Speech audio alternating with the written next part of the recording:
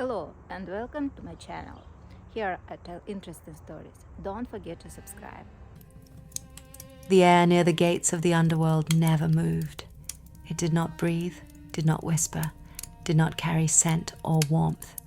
It simply existed, heavy, silent, eternal. Time itself seemed to hesitate there, as if afraid to step closer. And before those gates, carved from black stone older than memory, lay Cerberus. 3 heads, 6 eyes, one purpose: to guard, to never sleep, to never forget, to never let the dead return. The left head watched the path of souls, the middle head watched the gates, the right head watched the darkness beyond, where even shadows feared to linger. Cerberus did not question his duty. He had never been taught to question. He had always been here, or so he believed. A thin procession of souls drifted forward, as they always did, pale, weightless, their memories fading like mist in morning light. They came from the river Styx, ferried by Charon, whose oar never rested and whose eyes never blinked. The souls never spoke. They no longer remembered how, but Cerberus remembered, at least fragments. Sometimes when the silence grew too thick, something stirred deep inside him. Not a thought, not quite a memory, more like an echo of something once alive. A voice, a name, a feeling, gone before it could take shape. The middle head lifted slightly as another soul approached the gates. It was different. Cerberus sensed it instantly. This one resisted. The soul slowed, hesitated. Its form flickered, unstable, like a candle refusing to die. The left head growled softly.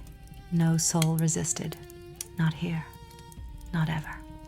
The figure stepped closer, and for a moment, just a moment, its face became clear. A young woman. Her eyes were wide, not empty like the others. There was fear there, and something else. Recognition. She looked at Cerberus, not past him, at him. And then she whispered, "Do you remember?" The sound was faint, like a dying breeze, but it struck something deep within the beast. Cerberus froze, all 3 heads. The gates behind him pulsed faintly, as if reacting. The right head snarled. No one spoke here. No one remembered. This was the law. The woman took another step, closer now. Too close. The left head bared its teeth. A warning. Turn back. Forget. But she did not. Her gaze locked onto the middle head, and for a moment the world shifted. Cerberus saw something impossible. Light. Not the cold glow of the underworld, but warm, golden light. He saw grass bending in the wind. He heard laughter. And he felt pain. A sharp, tearing pain across his chest.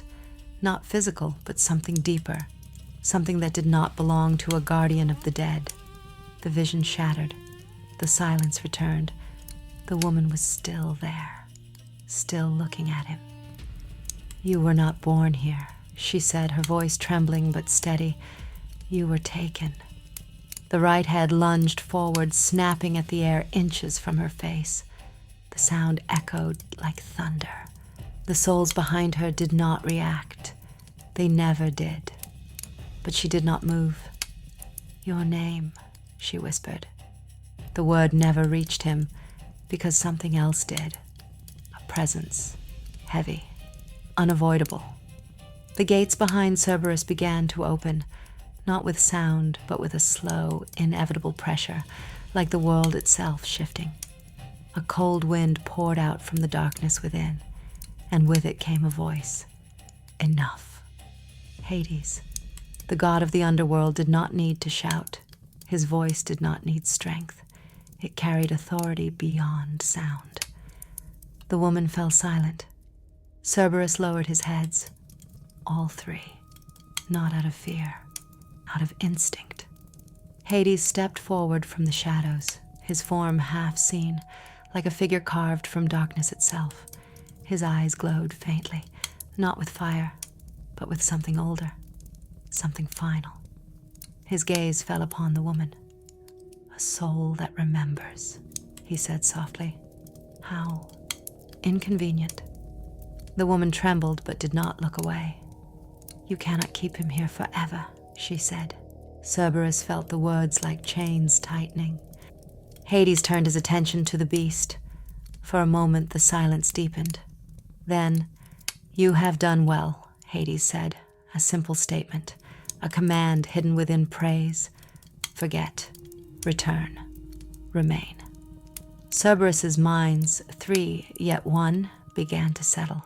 The strange flickers inside him dimmed, the echo of light, of grass, of laughter. It all began to fade, as it always did, as it must. The woman's voice cut through again. "He had a life." The left head growled louder now. The middle head hesitated.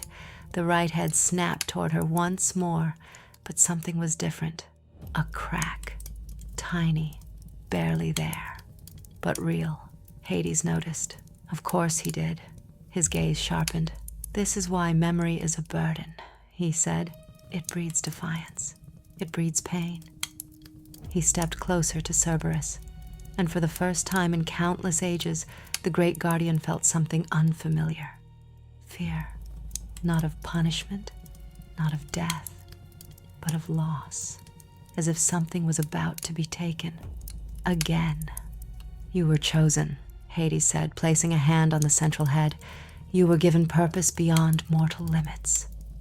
Images flooded Cerberus's mind, chains, darkness, a transformation. 3 voices where there had once been one. He recoiled, just slightly, but enough. The woman saw it. "That is not a gift," she said. "That is imprisonment." Hades did not turn. Silence. The words struck like a force. The woman fell to her knees, unable to speak. Cerberus's vision blurred.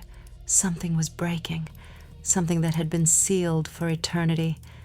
The middle head let out a low, uncertain sound. Not a growl, not a roar. Something closer to a question. And that was the most dangerous thing of all. Hades withdrew his hand slowly. "That will be enough," he said.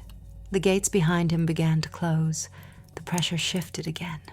The presence receded, but not completely. Never completely. Before disappearing into the darkness, Hades spoke once more. God the dead. A command. A binding. Cerberus lowered his head once more. The world settled. The silence returned. The woman was gone. No trace. No echo. As if she had never been there. The procession of souls continued, endless, unchanging. And yet, something remained. Deep within the beast, a single fragment. A question. The middle head lifted slightly. The gates stood silent once more. But for the first time in eternity, Cerberus was not certain of his purpose. And far beyond the underworld, where light still touched the earth, something had begun. Something that would not stop. Not until the guardian remembered who he truly was. Cerberus remained at the gates of Hades, but something inside him had changed. It was small at first, almost nothing. A pause in the endless rhythm of guarding, a strange heaviness in the middle of his chest, a feeling that did not belong to a beast made only to obey. The souls still came, the river still flowed, the gates still stood in black silence. And yet the underworld no longer felt stable. Cerberus could not explain it, but he felt as if a hidden crack had formed somewhere deep beneath the stone. Not in the gates, not in the walls, in the truth itself. The woman's words would not leave him. "You were taken." He repeated them in the silence of his 3 minds, but they lost none of their power. They kept returning, sharper each time, like a thorn pressed again and again into the same wound.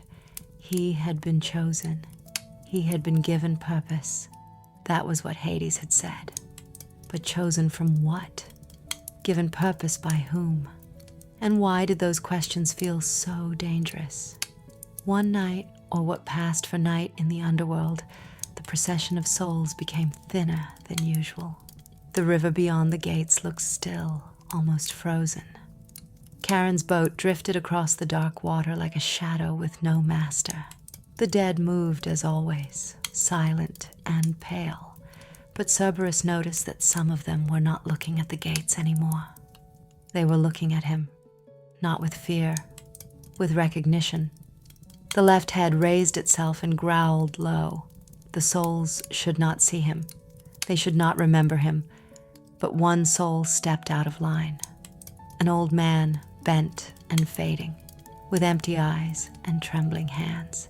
He did something no other soul had ever done. He spoke. "Guardian," he whispered. The word was weak, but it struck Cerberus like lightning. The middle head jerked upward. The right head bared its teeth. No soul had ever called him that with such meaning. The old man took another step forward. "You are not only theirs," he said. The silence that followed was so deep, it felt alive. Cerberus stared at the old soul. Even his breathing seemed to stop, though he did not breathe like mortals did. The dead man's form flickered. He was close to fading, yet his voice still carried something strange and urgent. "You are in the wrong place," he said, "and you have always been in the wrong place." The middle head gave a sharp, uncertain sound. The old soul smiled sadly. "I knew you once," he murmured. "Or perhaps I knew the one you were before."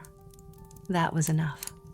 The right head lunged forward, snapping so close that the old soul shattered into dust and light before it could be touched.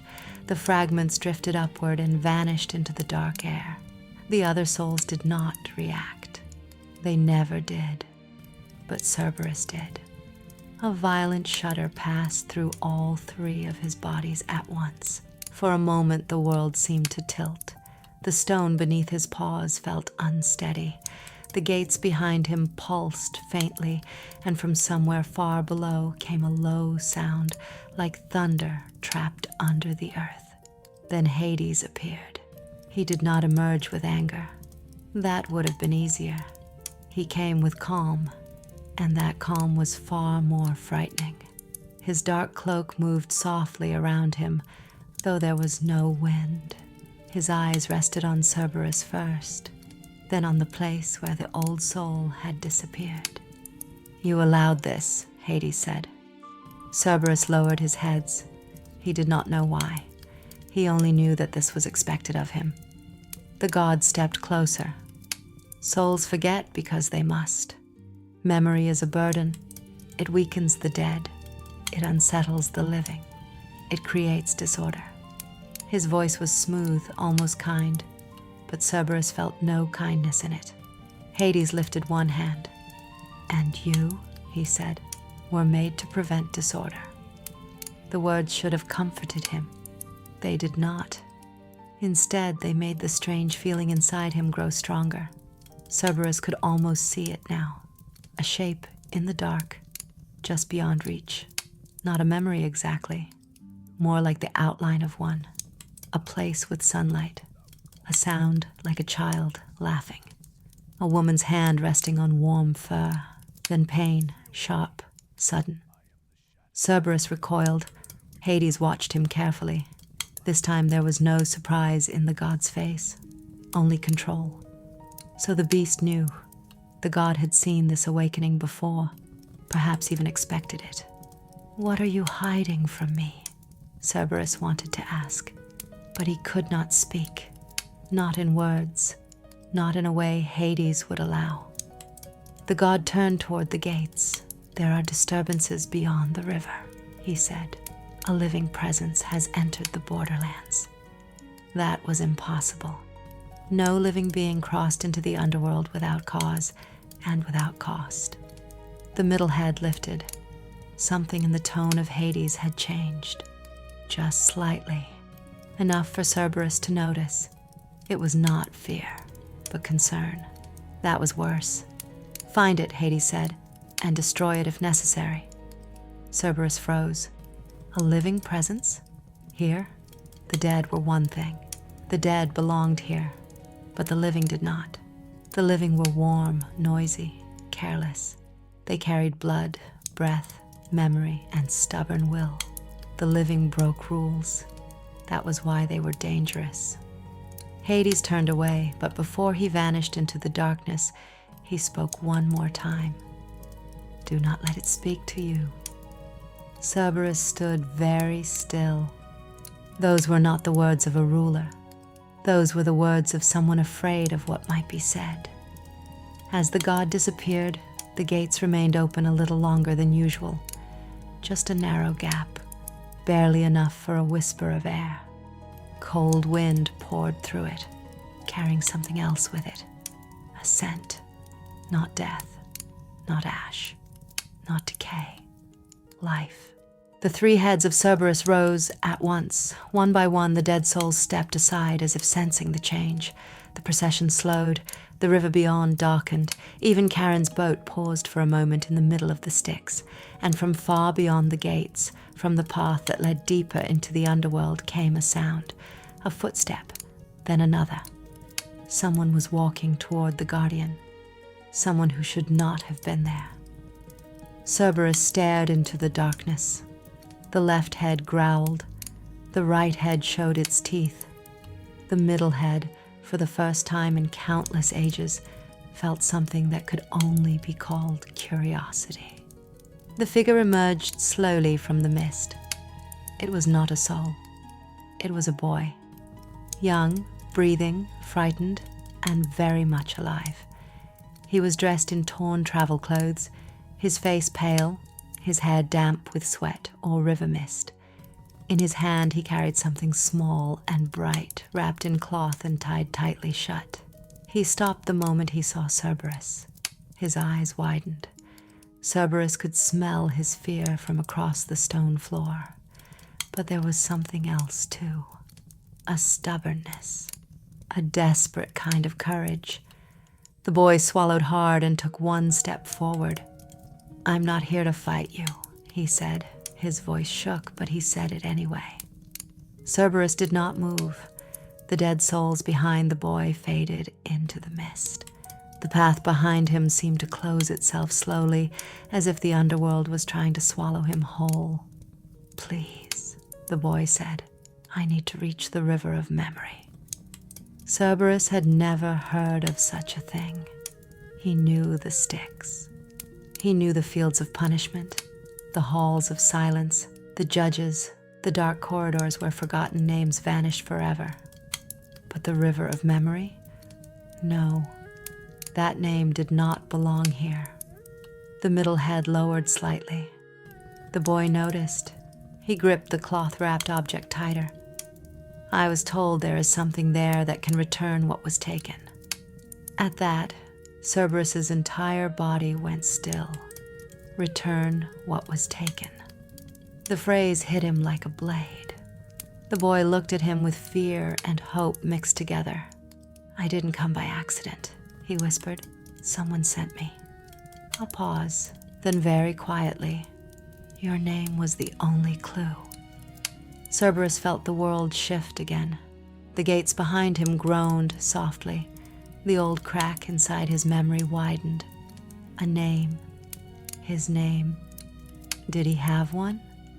He searched for it desperately, but all he found was blankness.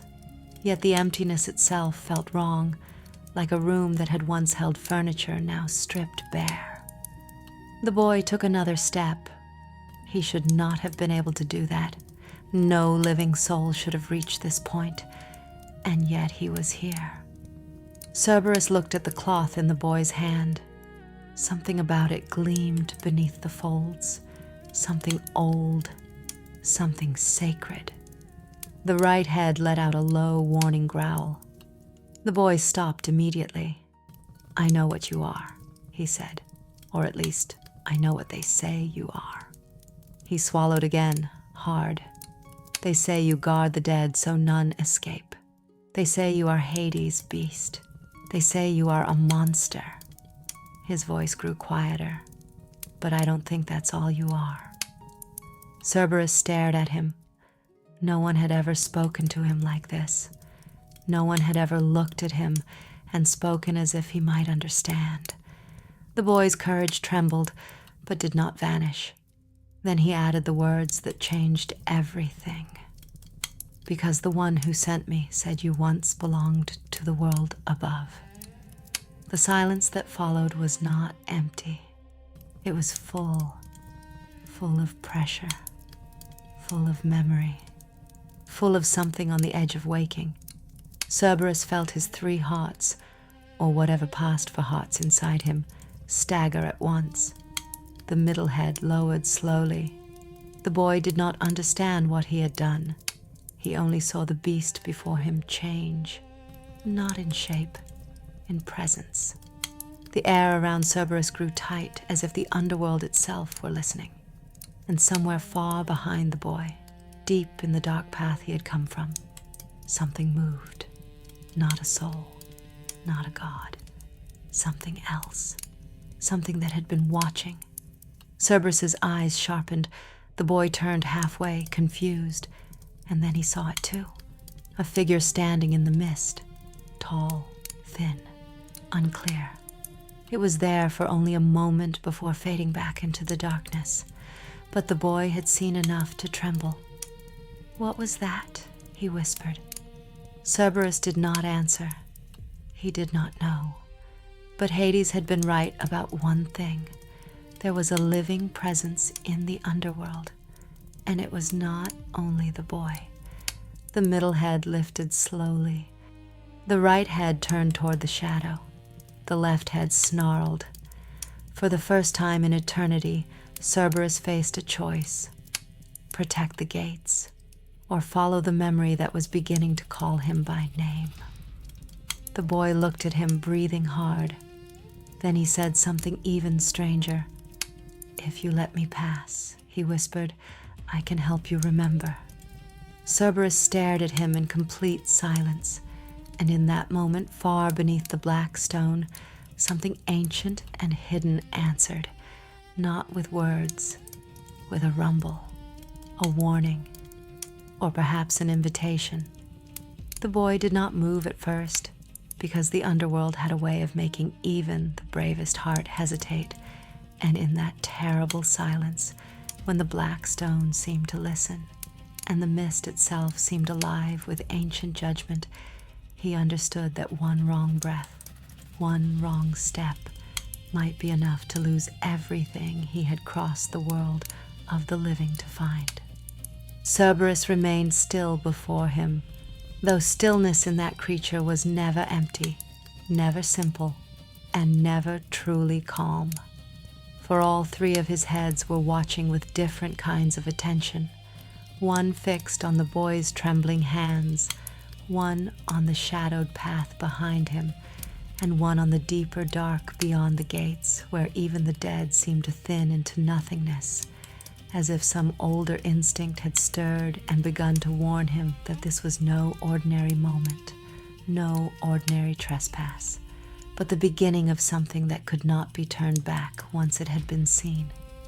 The boy swallowed hard and looked up again, and there was something in his face that made Cerberus feel, in the faintest and most painful way, that he was not looking at an enemy, not even at a messenger, but at a human being carrying a burden too large for his own strength, and that burden seemed to live in the small cloth-wrapped object in his hands, which he held as carefully as if it were alive and might break if he allowed his fear to shake it.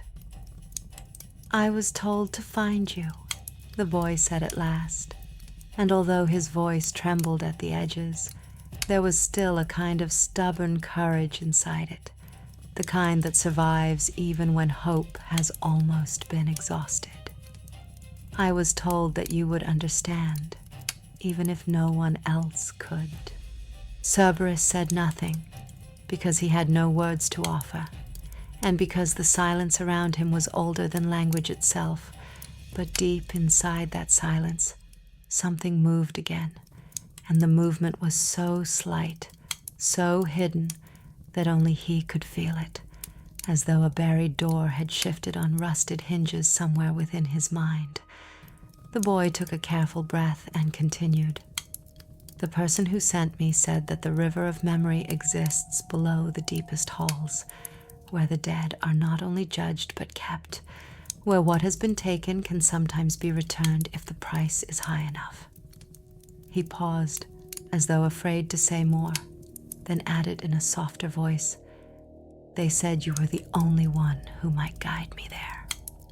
At those words, Cerberus felt an unfamiliar pressure gather behind his eyes, though the sensation was not pain exactly, and not yet memory, but something between the two, a half-formed ache that seemed to belong to a life he could not quite reach.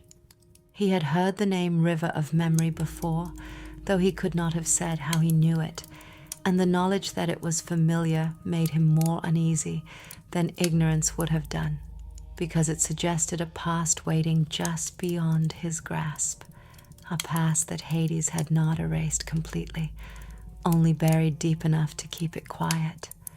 The boy noticed the change in him, or perhaps he only sensed it, because his shoulders loosened a little, and his fear became mingled with astonishment, as though he had not expected the guardian of the dead to react at all. "So it is true," he whispered. "You do remember something." Cerberus's middle head lowered slightly, and the movement, though small, felt like a shift in the world. The boy stared at him, then at the gates, then back again, as if trying to understand how a creature so immense and terrifying could also seem, in that moment, almost wounded by the effort of standing still. Behind them, the mist thickened and curled around the floor like pale water, and somewhere in the distance, the endless procession of souls continued its quiet drift. But even they seemed dimmer now, as though the underworld itself had drawn a breath and was waiting to see what would happen next. Then the old voice returned, not from the boy this time, and not from the dead procession, but from somewhere far within Cerberus, from some hidden place that had not yet been fully destroyed. Not a sound, not a sentence, only a feeling, a name. He could not grasp it, but it struck him with such force that his whole body tensed. The boy saw that too, and instinctively stepped back, not from fear of attack, but from fear of disturbing something sacred and unstable. "What is it?" he asked quietly. Cerberus did not know how to answer, and then, from the path behind the boy, there came a low rustle in the mist, so soft that if Cerberus had been less alert, he might not have noticed it at all. The boy turned first, because humans always turn toward fear when they can feel it approaching, and what he saw caused the blood to drain from his face. The shadow was there again, only for an instant. A tall figure, thin as smoke, standing at the edge of visibility where the darkness became uncertain, and though its features could not be made out, the boy gasped as if he had recognized something terrible in its shape. "There," he said, barely able to speak. "It followed me." Cerberus's entire body changed at once, every instinct in him sharpening into readiness, and all three heads focused in the same direction for the first time since the boy had arrived.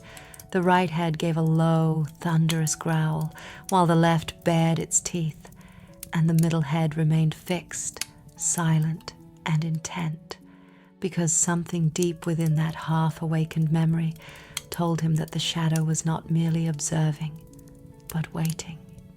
The boy clutched the cloth-wrapped object to his chest and stepped backward until his heel touched the edge of the stone platform before the gates. "I didn't bring it here alone," he said, and his voice had become thin with fear. "I thought I did." but I think it has been following me since the river crossing."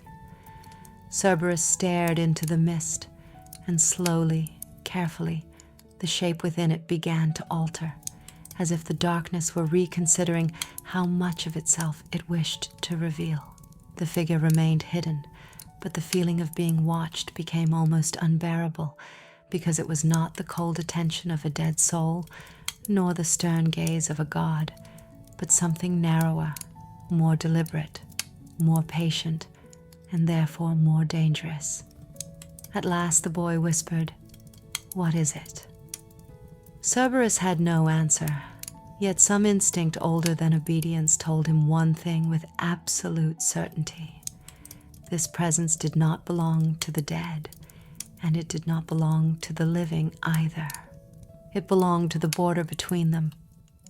Before either of them could move, the gates behind Cerberus gave a deep, solemn groan, and from within the blackness came a pulse of cold air so strong that the boy staggered. The cloth in his hands loosened slightly, and for the briefest instant a fragment of the object inside caught the light. It shone gold. Not bright gold, not the sharp gold of treasure or kingship, but a softer, older light, like sunlight remembered by stone. Cerberus saw it and froze.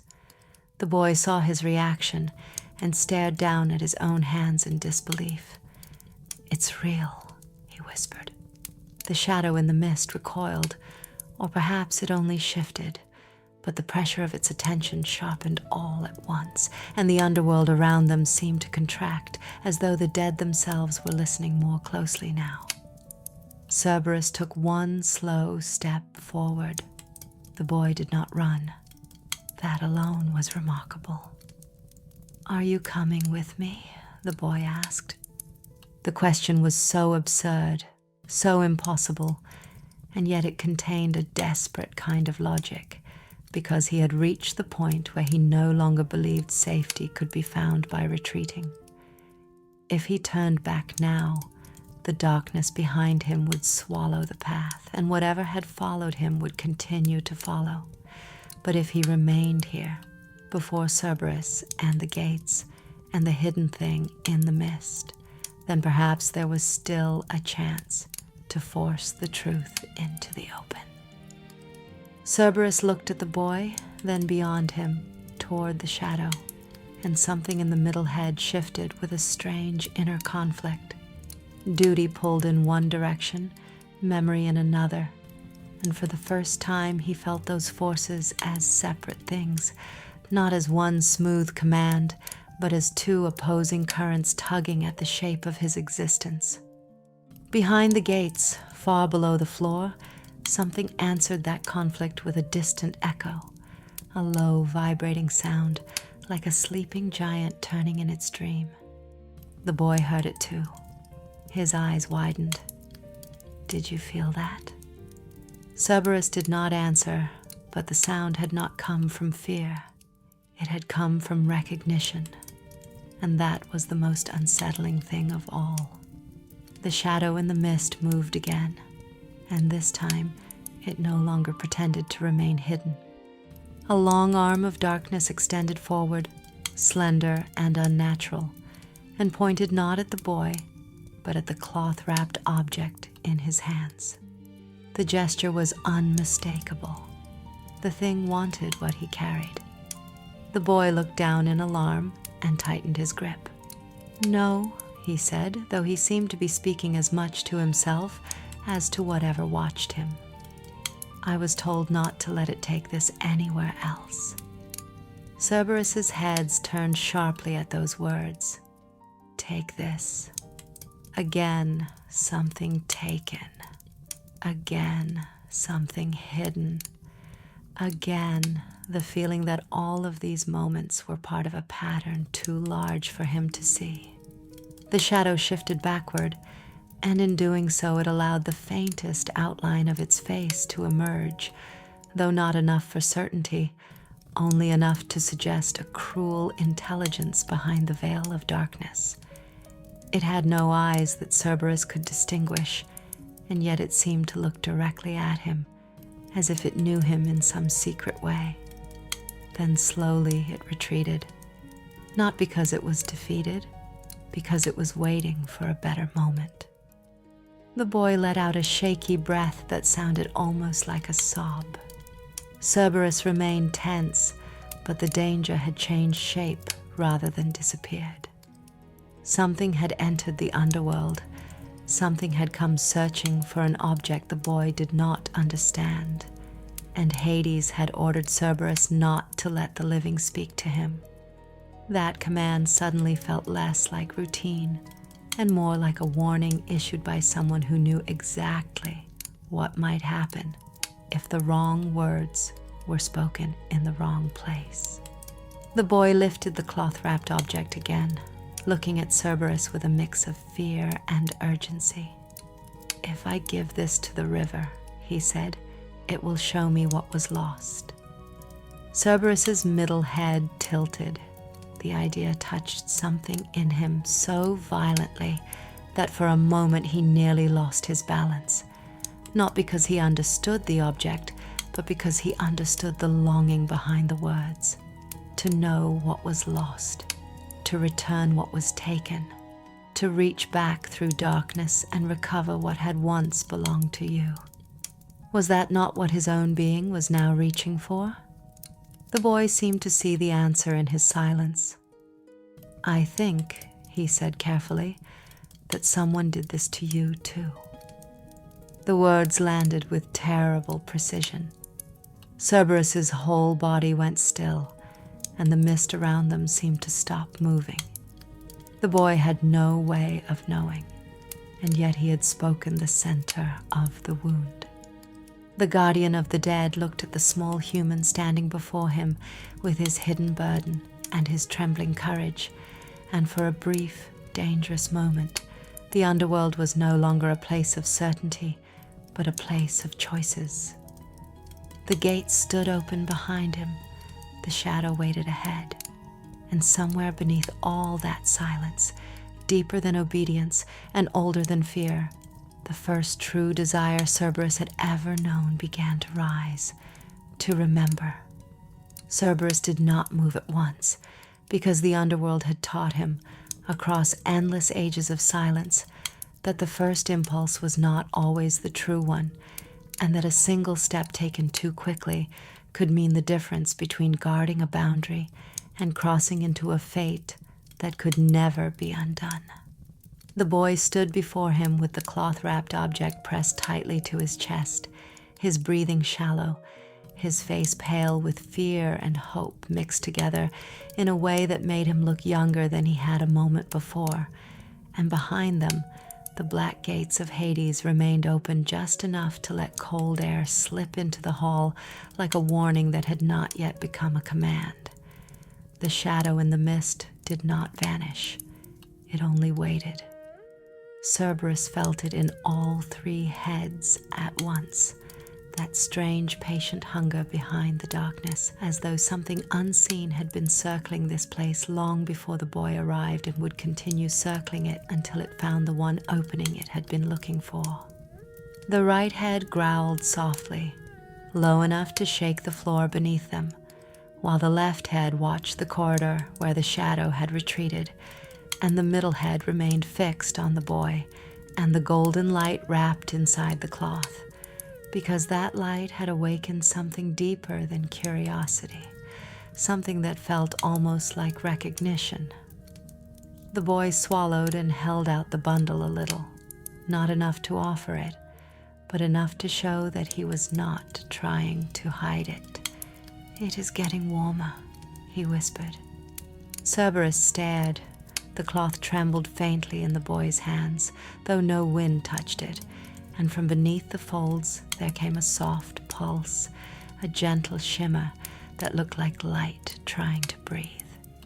It was not bright enough to illuminate the hall, but it was unmistakably alive, and with that living pulse came a stronger pull in Cerberus's mind, a sensation like a locked door inside his chest, trying to open from the inside.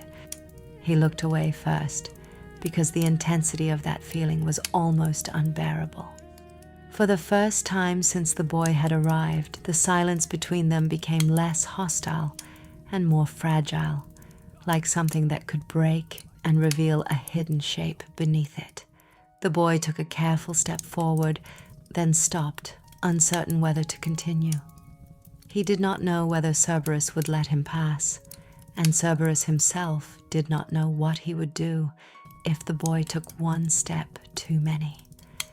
From somewhere deeper in the underworld, far below the stone platform and the black halls, there came a sound again.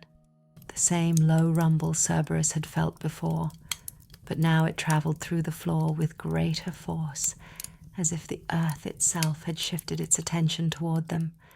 The boy heard it too, and his eyes widened. "What is that?" he asked. Cerberus did not answer, yet the question stirred more than fear. The sound was familiar in a way he could not explain, not because he had heard it before, but because something in him reacted to it like a body recognizing its own heartbeat after years of numbness. He lowered his central head slightly and listened. The rumble came again, followed by a faint vibration that passed through the base of the gates and into the platform where he stood. Dust loosened from the seams in the ancient stone and drifted down in tiny pale strands. The boy looked around in alarm, as if expecting the entire underworld to open beneath his feet. Then a voice spoke from beyond the mist. Not Hades, not a soul. The voice was thin, dry, and too calm. "You brought it," it said. The boy turned sharply. Cerberus's heads rose in perfect unison. The shadow emerged again, not fully, but enough to show that it was no human figure at all. It wore the outline of a man, perhaps, or once had, but the body seemed stretched by darkness rather than formed by flesh, and the face remained hidden in a veil of dim gray light that made its features impossible to trust. What mattered was not its shape, but the fact that it had spoken to the boy as if it knew him, or rather, as if it had been expecting him. The boy took an involuntary step back. "You followed me here," he said. The thing in the mist inclined its head slightly, almost like a bow, and the gesture was so unnatural in that place that it chilled the air around them. "Followed," it repeated. "Prepared, guided. Choose the word you like best." Cerberus growled. The shadow ignored him. Instead, it addressed the boy again, and this time its voice took on a smoother tone, one that might have been kind if kindness had ever touched it. "You have done well to reach this hall. Very well. Most living things perish long before the gates. Some are sent back, some are lost. But you carried the burden anyway." The boy's grip tightened around the cloth bundle. "What do you want?" The shadow seemed amused, though no mouth could be seen. "What I want is simple. What has always been mine, though others insisted on calling it hidden."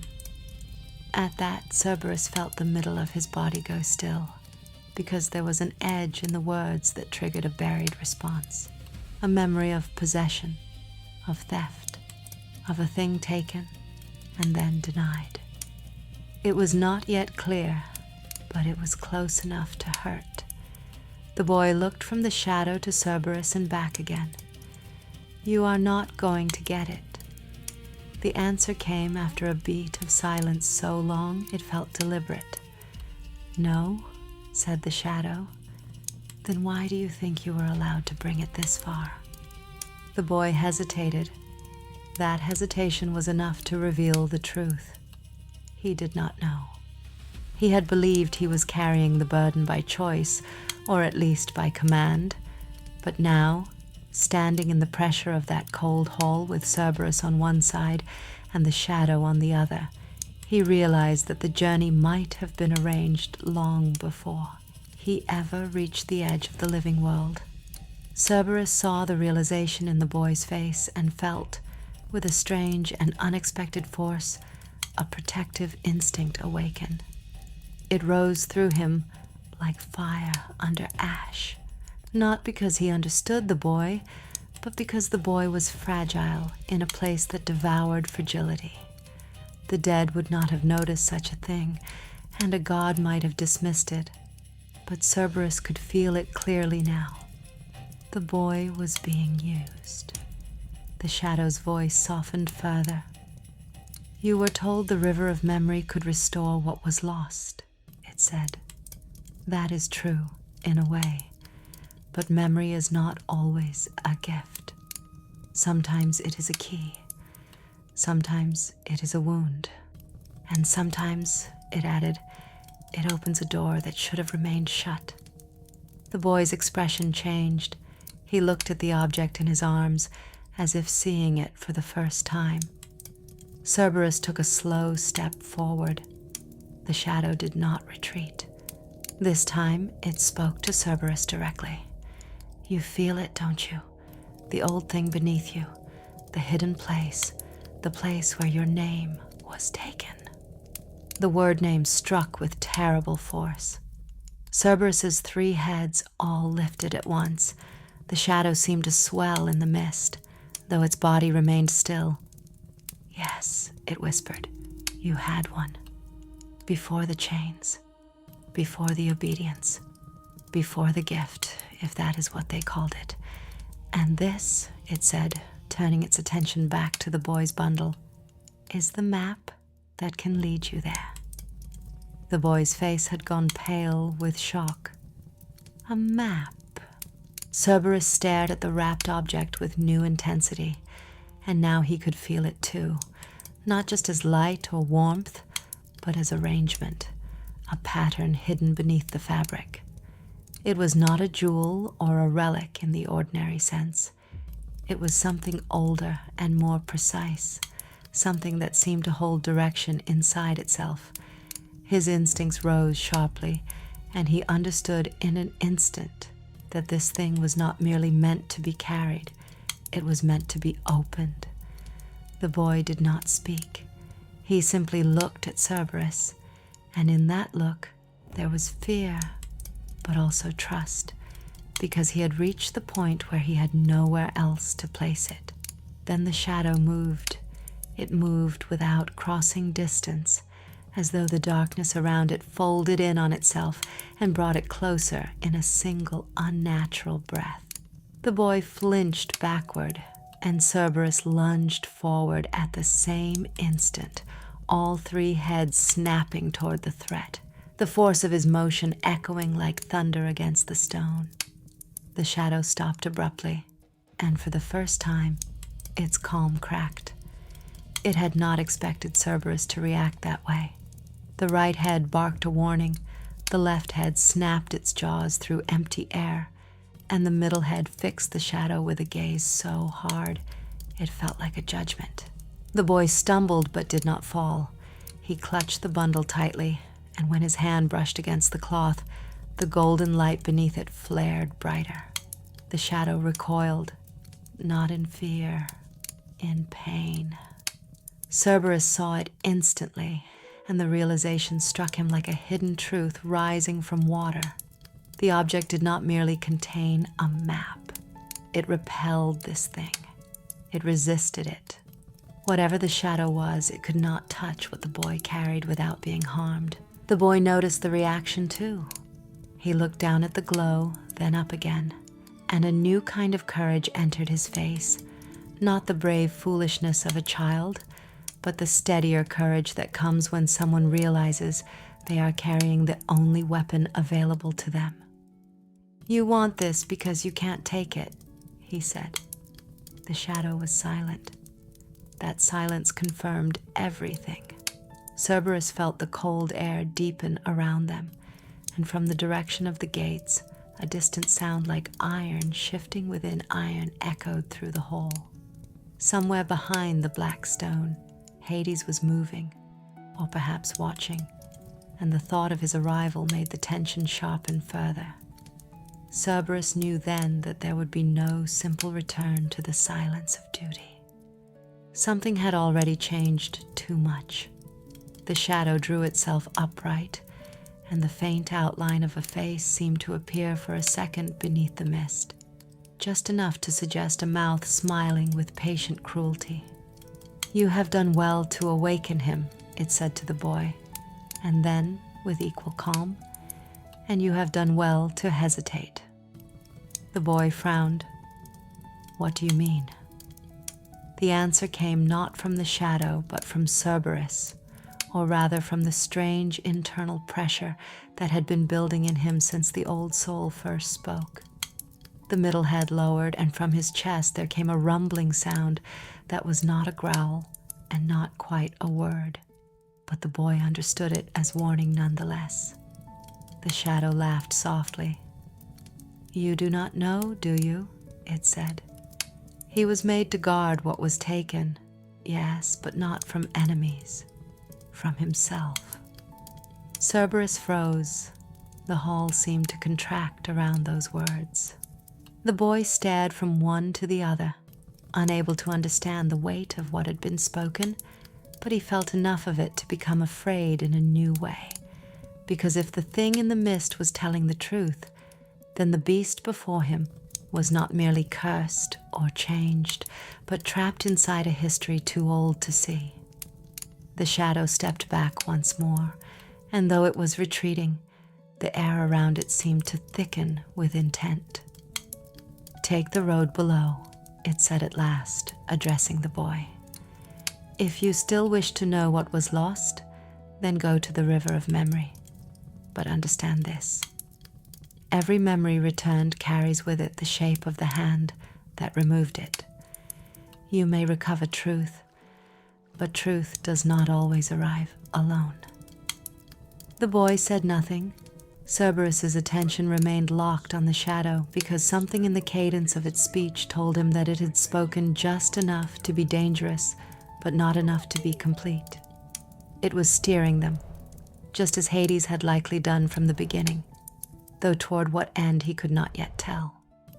Then the shadow turned, and before it could vanish, it said one final thing, quieter than before and far more intimate in tone. "Your name is nearer than you think." Cerberus shuddered. The words struck directly at the hollow in him where identity should have lived. When the shadow withdrew, it did not disappear all at once, but broke apart into the mist until nothing of it remained except the cold impression of having been watched. The hall grew still again, though it was not the same stillness as before. Now it felt strained, as if the air itself had been pulled tight over a wound. The boy stood frozen, breathing hard, his face lit by the faint golden glow beneath the cloth. He looked up at Cerberus. "Did you understand any of that?" Cerberus did not answer with speech, but the middle head lowered toward the bundle, and the boy slowly unwrapped it just enough to reveal what lay inside. It was a small tablet of polished amber, no larger than a hand, etched with fine lines so old they might have been carved by memory itself. In its center lay a symbol that seemed to shift when looked at directly, not quite a map and not quite a sigil, but both at once, and the moment Cerberus saw it, he knew with absolute certainty that the road ahead had already begun. The boy whispered, "This is the way." Cerberus stared at the tablet, then toward the dark passage below, where the floor dipped into older stone, and a narrow stairway disappeared beneath the underworld's surface. Deep below, the faint sound of moving water could be heard, though it was too distant and too soft to be certain. The river of memory was calling, and for the first time since his creation, Cerberus wanted to follow.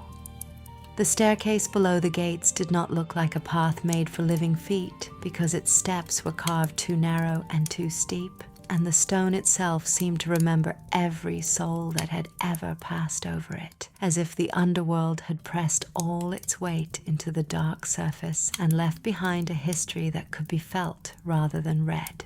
Cerberus stood at the top of those stairs for a long moment without moving, all three heads turned toward the descent, while the boy waited beside him with the amber tablet held carefully in both hands, and neither of them spoke because both of them understood that the silence here was not empty, but listening. The faint sound of water came from below, soft as breath, though the boy could not tell whether it was near or impossibly far away, and the idea that a river could exist beneath the dead halls of Hades felt to him like one more strange piece of a puzzle he did not know how to solve. He looked up at Cerberus, and in the dim light the guardian seemed even larger than before. Not merely a beast, not merely a threat, but a presence so ancient and burdened that the boy suddenly understood why the shadow had spoken of him the way it had, as if Cerberus were not only guarding a place, but also guarding a secret no one had been able to open. "Are you coming?" the boy asked softly. Cerberus did not answer in words, but the middle head shifted downward toward the stairs, and the motion was enough. The boy turned first, careful not to step too quickly, because the air itself seemed to resist him, and began to descend.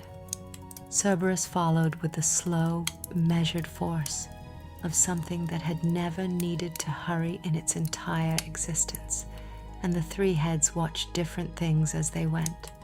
One watched the boy, one watched the darkness below, and one watched the place behind them, because even now the guardian did not fully trust the silence to remain unchanged. The stairwell narrowed as they went deeper, and the walls on either side were black stone polished by time rather than hands, smooth in some places and cracked in others, with faint lines of ancient carvings that no longer made sense to either mortal or monster. The boy ran his fingers lightly over one of the markings as he passed, and he felt a chill like a whisper in his skin, as if the wall recognized the relic in his hands. The amber tablet gave off a soft golden glow that did not brighten the stairwell much, but it was enough to reveal the path ahead, and enough to remind them that this journey was not entirely hidden, not entirely dead, and not entirely safe. Cerberus noticed the glow too, and each time the light touched his fur, it seemed to wake another fragment of something old within him. He did not know whether the reaction came from the relic itself or from the road it pointed toward, but the feeling grew stronger with every step, until he no longer felt like he was descending through a hallway, and more like he was being led inward through layers of his own forgotten self. That thought should have frightened him, yet instead it filled him with a strange and bitter hope, because a creature cannot fear what it does not know it has lost, and now he knew he had lost something important. At the bottom of the stairs they came to a chamber so vast that the boy had to stop and look around before he could understand its shape. The ceiling rose high above them into darkness, supported by wide columns carved with faded figures of grief and judgment, while the floor opened into a broad circular platform from which several passageways stretched outward like ribs from a buried heart. In the center of the chamber stood a shallow basin of black water, and though it looked still at first glance, it shimmered with movement beneath the surface, as if something alive were sleeping under glass. The boy stepped closer to the basin, and before he could stop himself, he whispered, "This must be the place." Cerberus remained at the chamber's edge. The basin disturbed him in a way he could not explain, because it was beautiful and wrong at the same time, and the wrongness did not come from danger alone, but from recognition. He had seen this shape before, or perhaps dreamed it, or perhaps carried it in the sealed places of his mind, where the oldest memories waited in silence. The basin was surrounded by a ring of pale stone, and the ring was carved with symbols that made his hands ache when he looked at them too long, because they seemed less like writing and more like instruction. The boy lifted the amber tablet and the glow from its etched lines matched the faint light in the basin. For a moment the entire chamber responded, the water trembling gently, the carved symbols on the ring brightening one by one, and the air filling with a smell the boy did not expect in the underworld, something like rain on dry earth, old books, and the distant memory of flowers crushed underfoot. He froze, startled by the sweetness of it, because such a scent felt almost impossible beneath the land of the dead. Then the basin spoke. It was not a voice exactly, and yet it was unmistakably speech, a low and fluid murmur that rose from the water without disturbing it. "Memory returns to those who are willing to bear its weight," it said. The boy stepped back, and Cerberus's heads lifted. The water continued, its surface dark and smooth. "What is lost is not always gone. What is taken is not always stolen. What is buried may yet be found." The boy looked at Cerberus in alarm, but the guardian remained fixed on the basin, because now he understood that the chamber was not merely a destination. It was a threshold. The black water in the center was not a pool, but a mirror, or something older than a mirror, and the air around it felt charged with the possibility of reopening things that had been sealed for reasons neither of them yet understood. The boy swallowed hard and glanced down at the amber tablet. "How do I use it?" The answer did not come from the basin. It came from the chamber itself, from the walls and the floor, and the carved stone ring, which began to hum softly in response to the relic. The glow in the tablet brightened, and the symbols around the water began to turn in slow circles, each line shifting into alignment with the next, as if guided by a hidden mechanism that had waited centuries for this exact moment. The boy held the tablet over the basin, and a thread of gold light extended downward from the relic, touching the surface of the black water. The chamber trembled. Cerberus stepped forward immediately, his body tense and all three heads sharp with instinct, but the boy did not pull back. The gold light deepened, and the water opened like a living eye. Beneath the surface there was movement, not random motion, but shapes, brief and uncertain, rising and falling in layers of transparency. The boy gasped because he saw the outline of a field, then a road, then a hand reaching through sunlight toward a face he could not fully see. "Someone is there," he whispered. The water rippled. A voice far away and near at once answered him. Someone was there. Cerberus felt the words like a blow. The basin was not showing a place. It was showing an absence. The boy leaned closer, transfixed now despite his fear, and the amber tablet in his hands began to warm so quickly that he almost dropped it. He clutched it tighter and watched as the surface of the water changed again, the first image fading into another, and another after that, until the basin became a stream of broken memory. A child laughing under pale sunlight, a woman's hand holding that child's shoulder, a road crossing open land, a dark shape standing behind them at a distance too great to identify. The images shifted too quickly to understand fully, but their emotion was unmistakable. Loss, love, pursuit, fear. The boy's breathing caught in his throat. He looked up at Cerberus, his face pale with sudden realization. "This isn't just memory of the dead," he said. "It remembers the living, too." Cerberus stared at the basin, and the truth inside those words made the ache in his chest sharpen into something almost unbearable. If the chamber could hold memory of the living, then it could also hold memory of him, and perhaps that was why the shadow wanted the relic so badly. Perhaps it was not only after the map, but after the past itself, after the chain of events that had led to Cerberus becoming what he was. The thought was dizzying, and yet it pulled him forward with terrible force. The boy noticed the guardian's movement and shifted aside, making room without fully understanding why he did so. Cerberus approached the basin slowly, the stone cold beneath his paws, until his reflection appeared in the black water. For a heartbeat, he saw only the beast he knew. 3 heads, heavy fur, glowing eyes, powerful shoulders, and the immense shape of a guardian carved by duty. But then the surface shimmered, and something else appeared beneath the beast, a fragment of another form. Not enough to see clearly, only enough to know that the shape had once been different. The middle head gave a small, broken sound. The boy stepped closer, speaking with hesitation, as if he feared his own words might shatter the moment.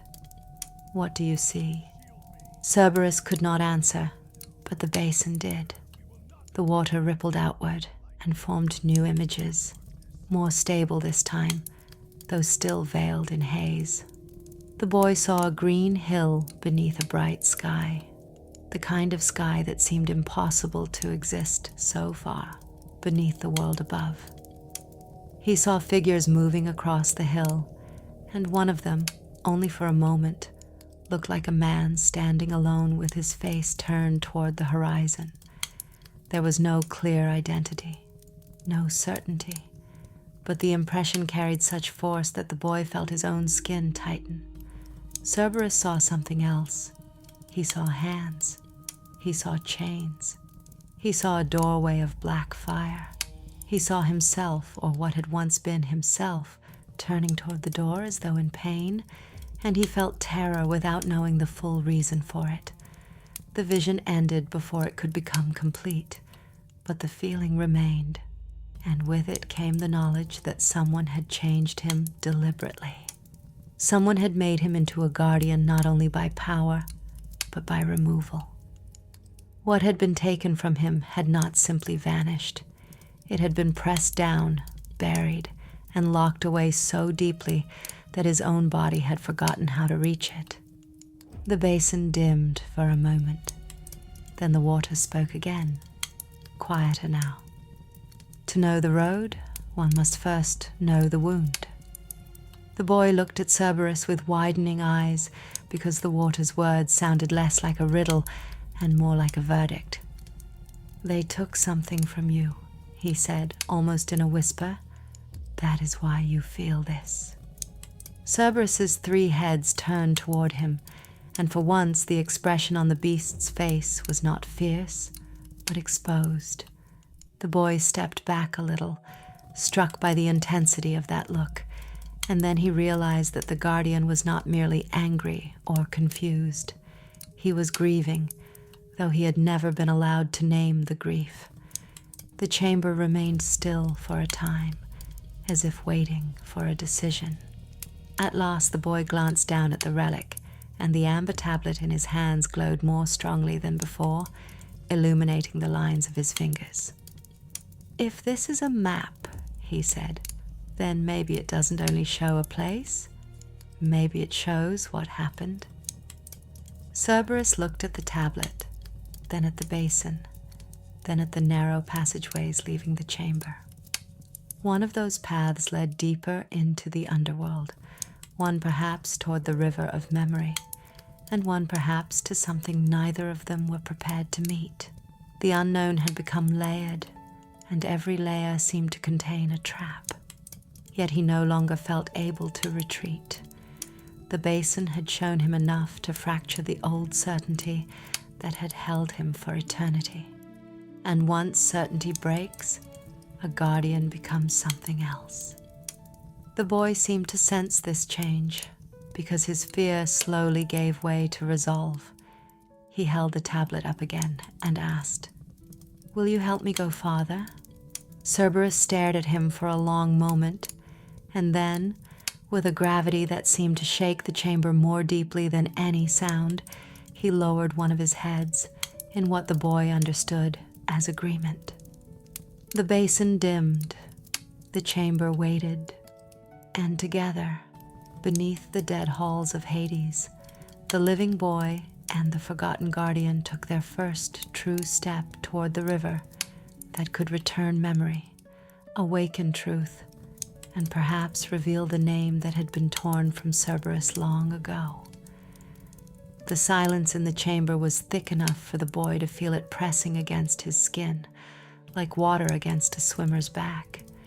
Even Cerberus, who had spent uncountable ages behind the veil of death, felt something within the hush that made every step from the basin to the branching passageways heavy with new weight. The amber tablet continued to glow in the boy's hand, casting soft golden arcs on the ancient stones, and for a moment neither the living boy nor the ancient guardian could tell whether time was moving with them or holding still. The child hesitated just past the basin, instinctively reaching out to touch the column nearest to him.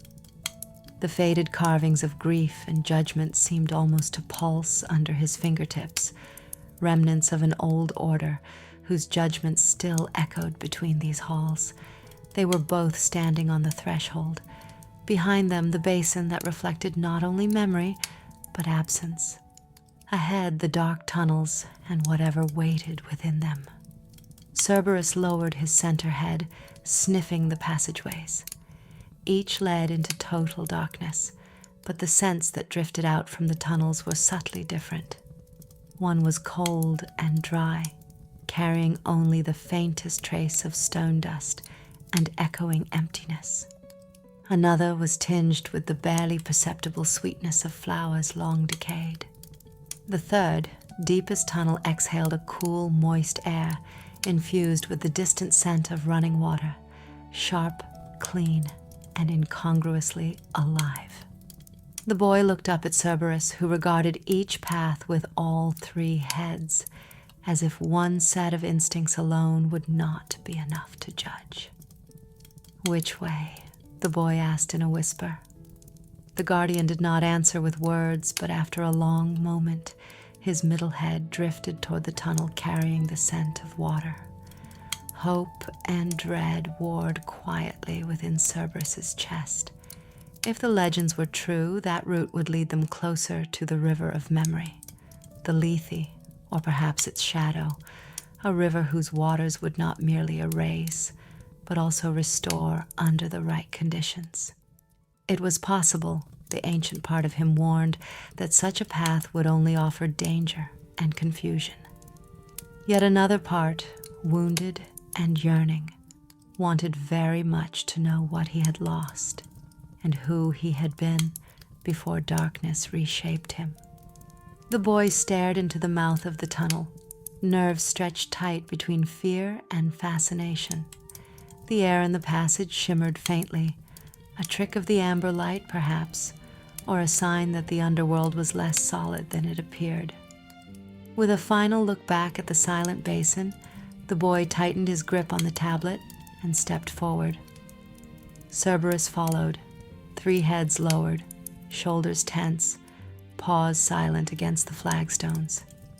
As they entered the tunnel, the last hints of the chamber's gold light dropped away behind them, and the darkness pressed close again. Here the walls were more crudely cut, black stone jagged and uneven, far older than the smooth stairway above. The boy's footsteps echoed faintly, unreliably, sometimes loud in his ears, and sometimes barely there, as if the passage did not always accept sound. The amber tablet gave off just enough golden light to reveal the near edges of the walls, but not more. Anything beyond that soft radius belonged to formless dark. After several dozen paces, the sound of water grew a little louder, a persistent whisper somewhere ahead. Other noises joined it, small clicks, the flutter of distant wings, and at one point, a shudder that ran through the rock itself, a sudden memory of earthquake or impact, followed by stillness. The boy realized he was sweating in spite of the cold and had been holding his breath for too long. He let it out quietly and wiped his palm against his sleeve, eyes darting from floor to wall to Cerberus's looming forms. The tunnel turned sharply to the left, and then again to the right, narrowing and broadening with every bend, as if the space itself were breathing. Here and there, the blocky forms of pillars or collapsed columns appeared as shadowy bulks in the gloom. Nothing here bore the marks of recent passage, and yet the feeling deepened with every step that this was not a place empty of presence. It was a place where presence hid. "I wish I knew where we're going," the boy whispered, his voice cracked by nerves. A faint vibration moved through the stone. Was it an echo, or had something heard him? Cerberus's left head swung around, watching the dark behind them. Nothing moved except shadows. The guardian's middle head stayed fixed on the boy and their path, while the rightmost head, the most impatient and wary of the three, sniffed the air, teeth slightly bared. "We're going where we must," the middle head rumbled, voice thick and low, surprising the boy. It was the first direct answer Cerberus had given since they entered the underworld together. Encouraged, the boy pressed forward. He held the tablet higher, the gold light seeming to warm as they neared the next bend. Suddenly, a thin, silvery line appeared ahead, stretching across the black floor like a thread dropped by a giant's hand. The boy stopped abruptly, heart pounding. "What is that?" he asked, but this time did not expect a verbal answer. Cerberus advanced, caution in every muscle. He stretched out one paw and touched the line. The moment his claw pressed against it, a jolt ran from the floor to the roof of the tunnel, a shimmer not quite seen, not quite heard. The faintest memory of music vibrating at the edge of hearing. The silvery thread vibrated for a moment, then faded, like mist under sunlight. "That was not made for feet," the right head growled, suspicious. The boy shivered. "It's like a boundary," he said, "or a warning." He looked down at the amber tablet, which flickered uncertainly. Something in the device responded to the thread. Its etched lines pulsed once, then steadied, gold lines swirling inward like a distant storm seen from above. They pressed on. The tunnel sloped downward now, and the sound of water became unmistakable. At first it was no more than a promise, a gentle murmuring that drew both fear and longing from the heart. Then the air shifted, growing cooler and wetter. Amidst the stone there was a new scent, damp, earthy, and old, tinged with bittersweet undertones that stirred long-ago memories the boy could not name. The tunnel ended abruptly, opening into a wider corridor where the black stone gave way to an uneven shore of glowing pebbles, as pale as the bones of ancient giants. Here, for the first time, something like faint starlight fell from above, illuminating a slow, dark river, wide and quietly restless, running through the very heart of the underworld. The surface of the river was glassy, so black it seemed to drink the light, but with subtle layers drifting below, faint memories of color swirling beneath darkness, almost like the basin in the last chamber, but immeasurably deeper. The boy let out a shaky gasp. Is that Lethe?" Cerberus did not answer, but the posture of his three heads drew together, unified by recognition and fear. The river of memory. The Lethe, where souls came to forget, and perhaps, under the right circumstances, to remember. Now, at the river's edge, the air was denser. The child's skin prickled with conflicting sensations, sleepiness and sharpness, peace and dread. The golden artifact, cradled in his hands, became warmer, its light growing stronger as it neared the water. The boy stepped to the edge of the shore. The pebbles underfoot shifted, some giving way gently, others digging into his soles. He stared at the river, watching as the not-quite images beneath the surface curled and beckoned, sometimes resolving into faces or hands, sometimes dissipating before he could fully see. Cerberus waited behind him, watching all directions at once. Across the water, on the far bank, immense shadows moved, tall, indistinct shapes that might have been trees or ancient pillars, or simply the after-images of memory itself. "How do we cross?" the boy asked. "Or do we stay here?" No answer came at first. Then from somewhere above and behind, a faint sigh drifted down, a sound like a forgotten song clinging to the edge of sleep. The river seemed to pause. The shadows on the far shore stilled. The amber tablet pulsed, sending another thread of gold light downward. This time it struck the river, and instead of being swallowed, the surface responded. Pale circles spread out where gold met dark, intricate patterns blooming like flowers on ice. A bright voice, not a whisper, not the voice of the basin, spoke from all around them at once. Memory is not a path, but a crossing. You may not go farther as you are. The boy staggered, startled. "Who's there? What does that mean?"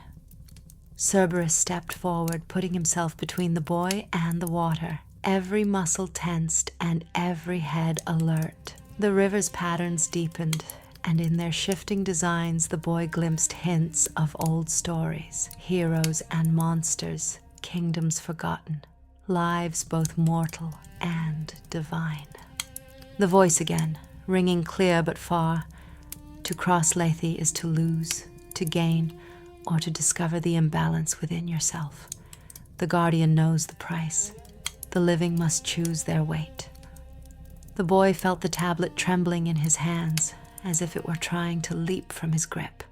He looked up at Cerberus, whose 3 sets of eyes shone with anguish and memory. "Is it safe?" the boy whispered. The left head shook. "Nothing here is safe." The right head, impatient, muttered, "Nor should it be." But the middle head pressed low, tender despite its size, and said softly, "We must remember, or we cannot go." Tears prickled at the boy's eyes. He nodded. "But how?" he said, almost to himself. The golden relic's glow formed a faint path over the water, a bridge not of matter, but of overlapping lines of memory, each step marked by a moment from a life. A child learning to walk, a first loss, a friend's embrace, a secret kept or lost. The bridge shimmered, half there, half gone. The voice said, "Each must give, and each must bear." To cross Lethe is to face what binds you here, what holds your grief, what shapes your fear, what makes your path, if not memory. The boy stared at the bridge and knew it was formed from what he had tried to forget and what he had never dared to remember. Faces of family, days of longing, things lost, and regrets held tight. He looked at Cerberus. "We have to cross together." The guardian stepped onto the bridge first, the path solidifying under his weight, ancient grief pressing heavy on his backs. With a deep, shuddering breath, the boy stepped after, and the light of the relic opened before them, one step at a time. Each measure on the bridge pulsed with a vision. A day of childhood laughter, a moment of despair, a face parting in sorrow, a voice calling from far behind. Cerberus felt the crushing ache of chains, the searing of fire, the wild terror of transformation, but also nearly hidden, a gentle hand, a promise whispered in a voice he half remembered, a doorway opening not to exile, but to return. The river below heaved like something alive, hungry for what the living and the long-damned carried. The deeper they went, the harder it became. The bridge narrowed, grew steeper, faded at the edges. The boy's steps faltered as he faced the memory of his own mistakes. A friend unhelped, a family member left behind, a kindness never said. Sorrow and longing tangled in his chest until he could hardly breathe. Cerberus's own burden intensified, the memory of duty forced upon him, of love lost, of a self erased by another's will. Each step carved away a fraction of fear, leaving behind raw pain, but the bridge held. At the halfway point, the river thrashed, and voices rose from beneath. Who walks with memory unspent? Who dares the crossing without release? The boy nearly fell, the golden path flickering, but Cerberus pressed beside him and steadied the way. "Let it come," said the middle head, voice rough with old grief. The boy faced ahead, gripping the relic with both hands and whispering, "I am not alone." In that moment, the bridge flared bright, memory not as chain, but as link, as promise, as hope. The far shore came into view, another bank of pale stones, shadowed by high arches and half-seen figures. The two of them stumbled the last steps, the bridge fading behind as quickly as it had appeared. They stood drenched in cold, golden light on the far shore, weak with relief and trembling with new knowledge. The voices of the river faded, replaced by a heavy silence full of possibility. Ahead loomed a gate, far taller than the one at the entrance to the underworld, carved not with judgment, but with stories. A tapestry of beginnings and ends, love and loss, names lost and found. Cerberus gazed at the gate, each of his 3 heads heavy with tears he could not shed. The boy raised the artifact, which now pulsed with power and memory, enough to make the air itself shimmer. Together, they stepped toward the gate, one bound by duty and loss, the other by hope and mystery, no longer only seekers but bearers of what was lost and what yet could be saved. A hush fell as the boy and Cerberus stood before the grand gate, its presence pressing against their hearts with almost physical force. The surface of the portal was vast and ancient, carved deeper than memory with scenes neither of them could fully interpret. Gods and mortals, wars lost and won, faces that might have once been beloved or feared.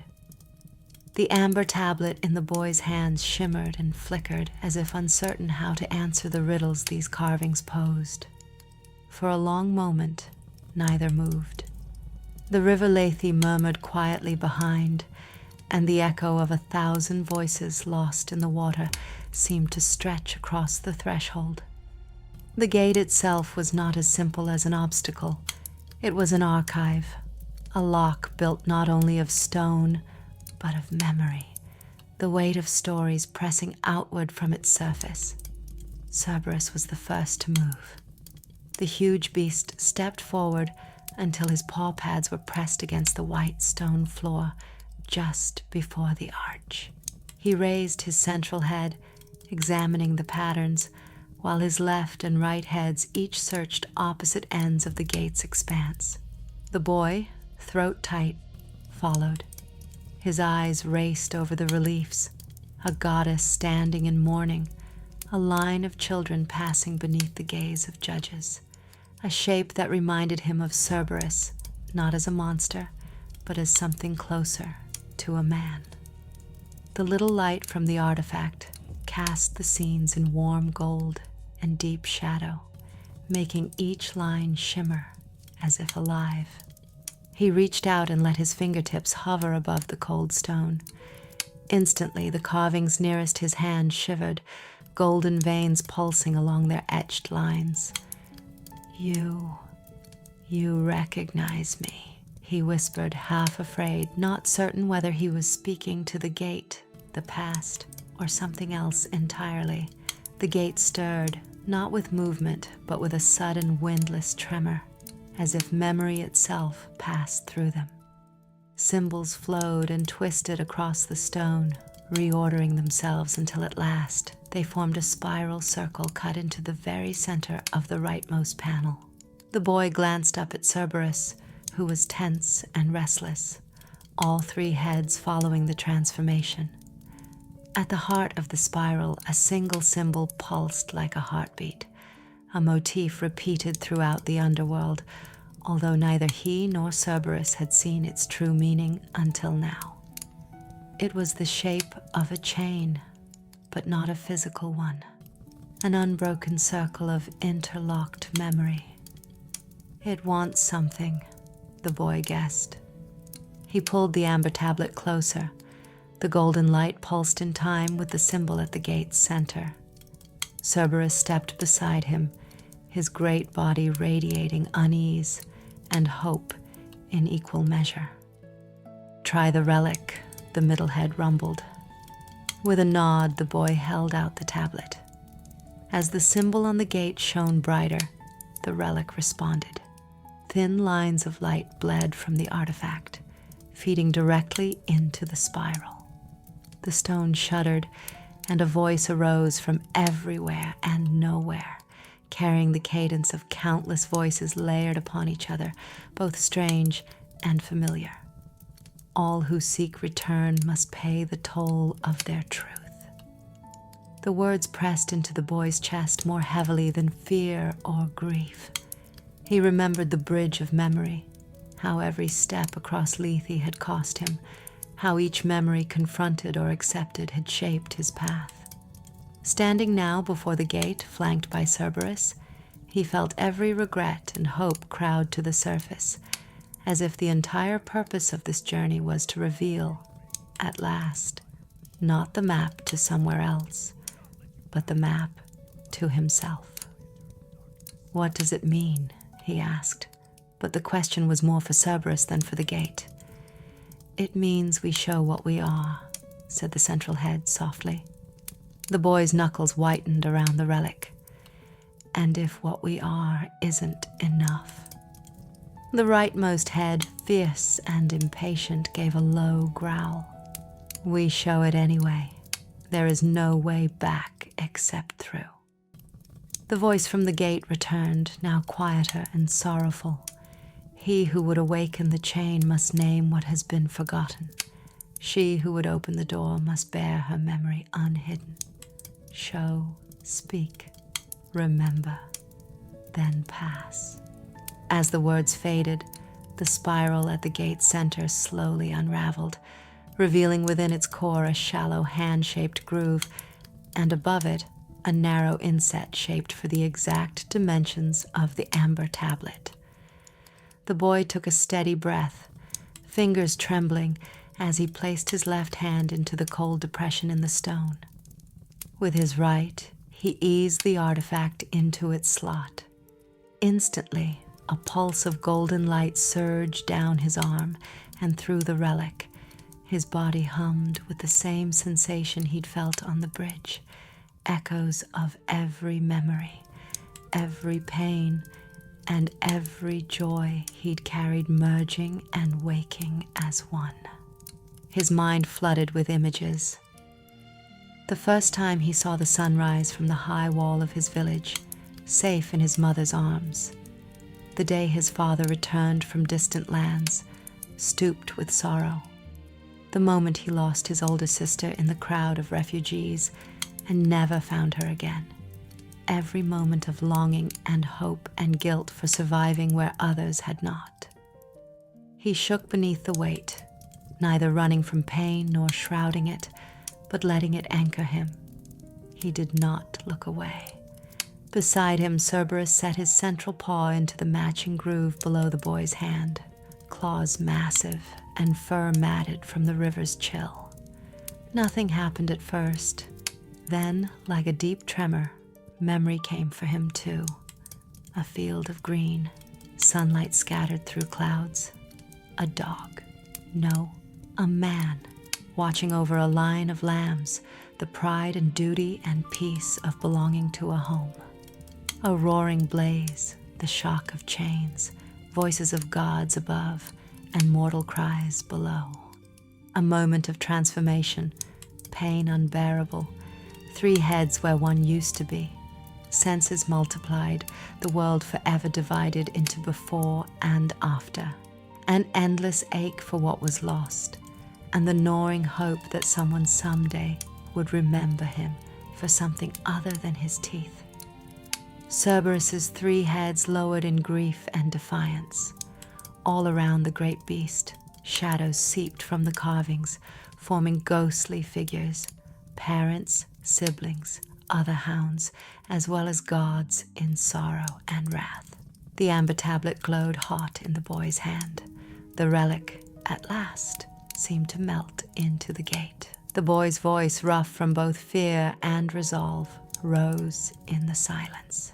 My name is not lost, whatever else I've forgotten. My memories are what I have to offer. He looked at Cerberus, whose eyes burned with tears unshed for centuries. The central head whispered, "Remember me then. Let that be enough." The voice of the gate thundered with sudden intensity, reverberating through their bones. Truth accepted, memory awakened. The chain loosens, the path is open. The spiral in the gate spun wide, its great doors trembling. Lines of golden light arced from the tablet, following the carvings across both doors, like veins of the world's oldest tree. The gate shuddered, then swung open with a sigh that sounded like every memory ever surrendered to darkness, finally returning to the light. A corridor stretched beyond, wider and higher than anything they had yet seen underground. The space felt open and endless, yet somehow close and private, its walls lined with mirrors, not of glass, but of water that rippled with living visions. Each surface reflected illusions, sometimes the boy and Cerberus as they were, sometimes as they might have been. The corridor was not truly solid, nor truly real, a shifting passage carved from possibility and longing. They entered together, Cerberus standing so close the boy could feel the old warmth radiate through his fur. With each step, the images in the water changed. One panel showed the boy cradling a child in a sun-burnished field. Another depicted Cerberus at the gates alone, staring out over an empty plain, longing for company as centuries passed. The deeper they walked, the more the pathway felt alive. The ceiling above glittered with distant star-like motes. The floor was soft as moss, yet strong enough to hold their fear. Along the way, they saw forms moving on the other side of the mirrors. A woman with eyes like autumn leaves, a line of lost children, a shadow that watched with neither malice nor mercy. Occasionally, scenes from the world above flickered by. A city street, the edge of a battlefield, a kitchen lamp left lit for a son who never returned. The corridor remembered more than just them. It remembered everything. At the midpoint, a whisper from the right reminded Cerberus of the river's old warning, "He who crosses must bear the weight." He paused, each of his 3 heads thoughtful, the air thick with the effort of holding so many selves at once. The boy stopped too. "Does it hurt?" he asked, almost afraid of the answer. "All wounds hurt," replied Cerberus quietly, "but pain means we have not given up." The boy heard the truth in this and pressed on, heart lighter.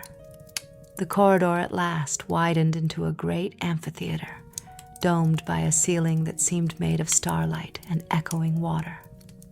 In the center stood a single figure, tall, draped in rippling shadow and gold, with eyes like old embers burning in a face hard to look at for long. Hades, Lord of the Underworld. The boy nearly faltered, knees threatened by both awe and fear. But Cerberus stopped at his side, radiating both loyalty and a trembling hope. Hades regarded them in silence, his gaze resting first on the relic, then on Cerberus, and finally, most intently, on the mortal child braving the world of the dead.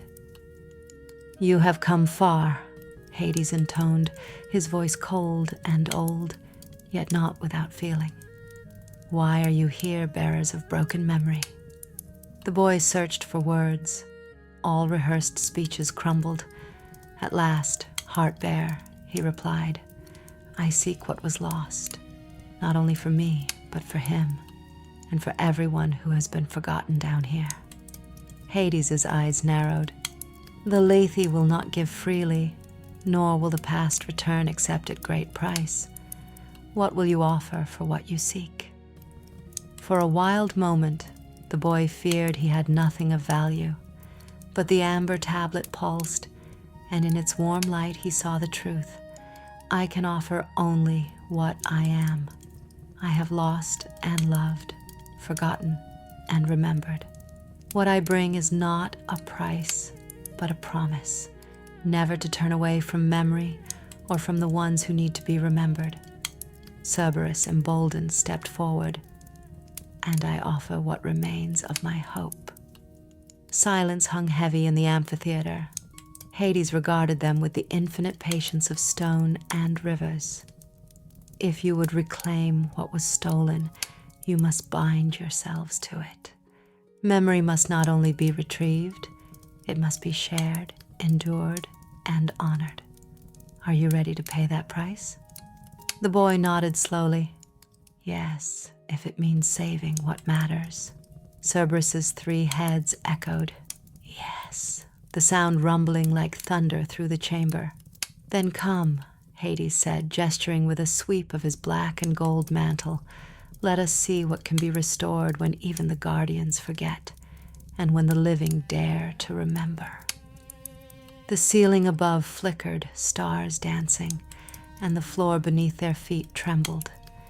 The amphitheater filled with visions, the world above, changed by every forgotten act, every moment that might have been lost, but could now be remembered. In the center, the amber tablet was lifted by an invisible force, glowing with all the hope, grief, and yearning of the forgotten and the found. As Hades began the rite, the boy's heart soared and ached at once. The world trembled on the edge of a new memory, a name nearly returned, a self almost reborn. And in the shifting light, Cerberus, guardian, monster, lost and loved, lifted his heads, and for the first time in centuries, began to remember what home felt like. The new hall into which the boy and Cerberus emerged was unlike any other, even among the shifting marvels of the underworld.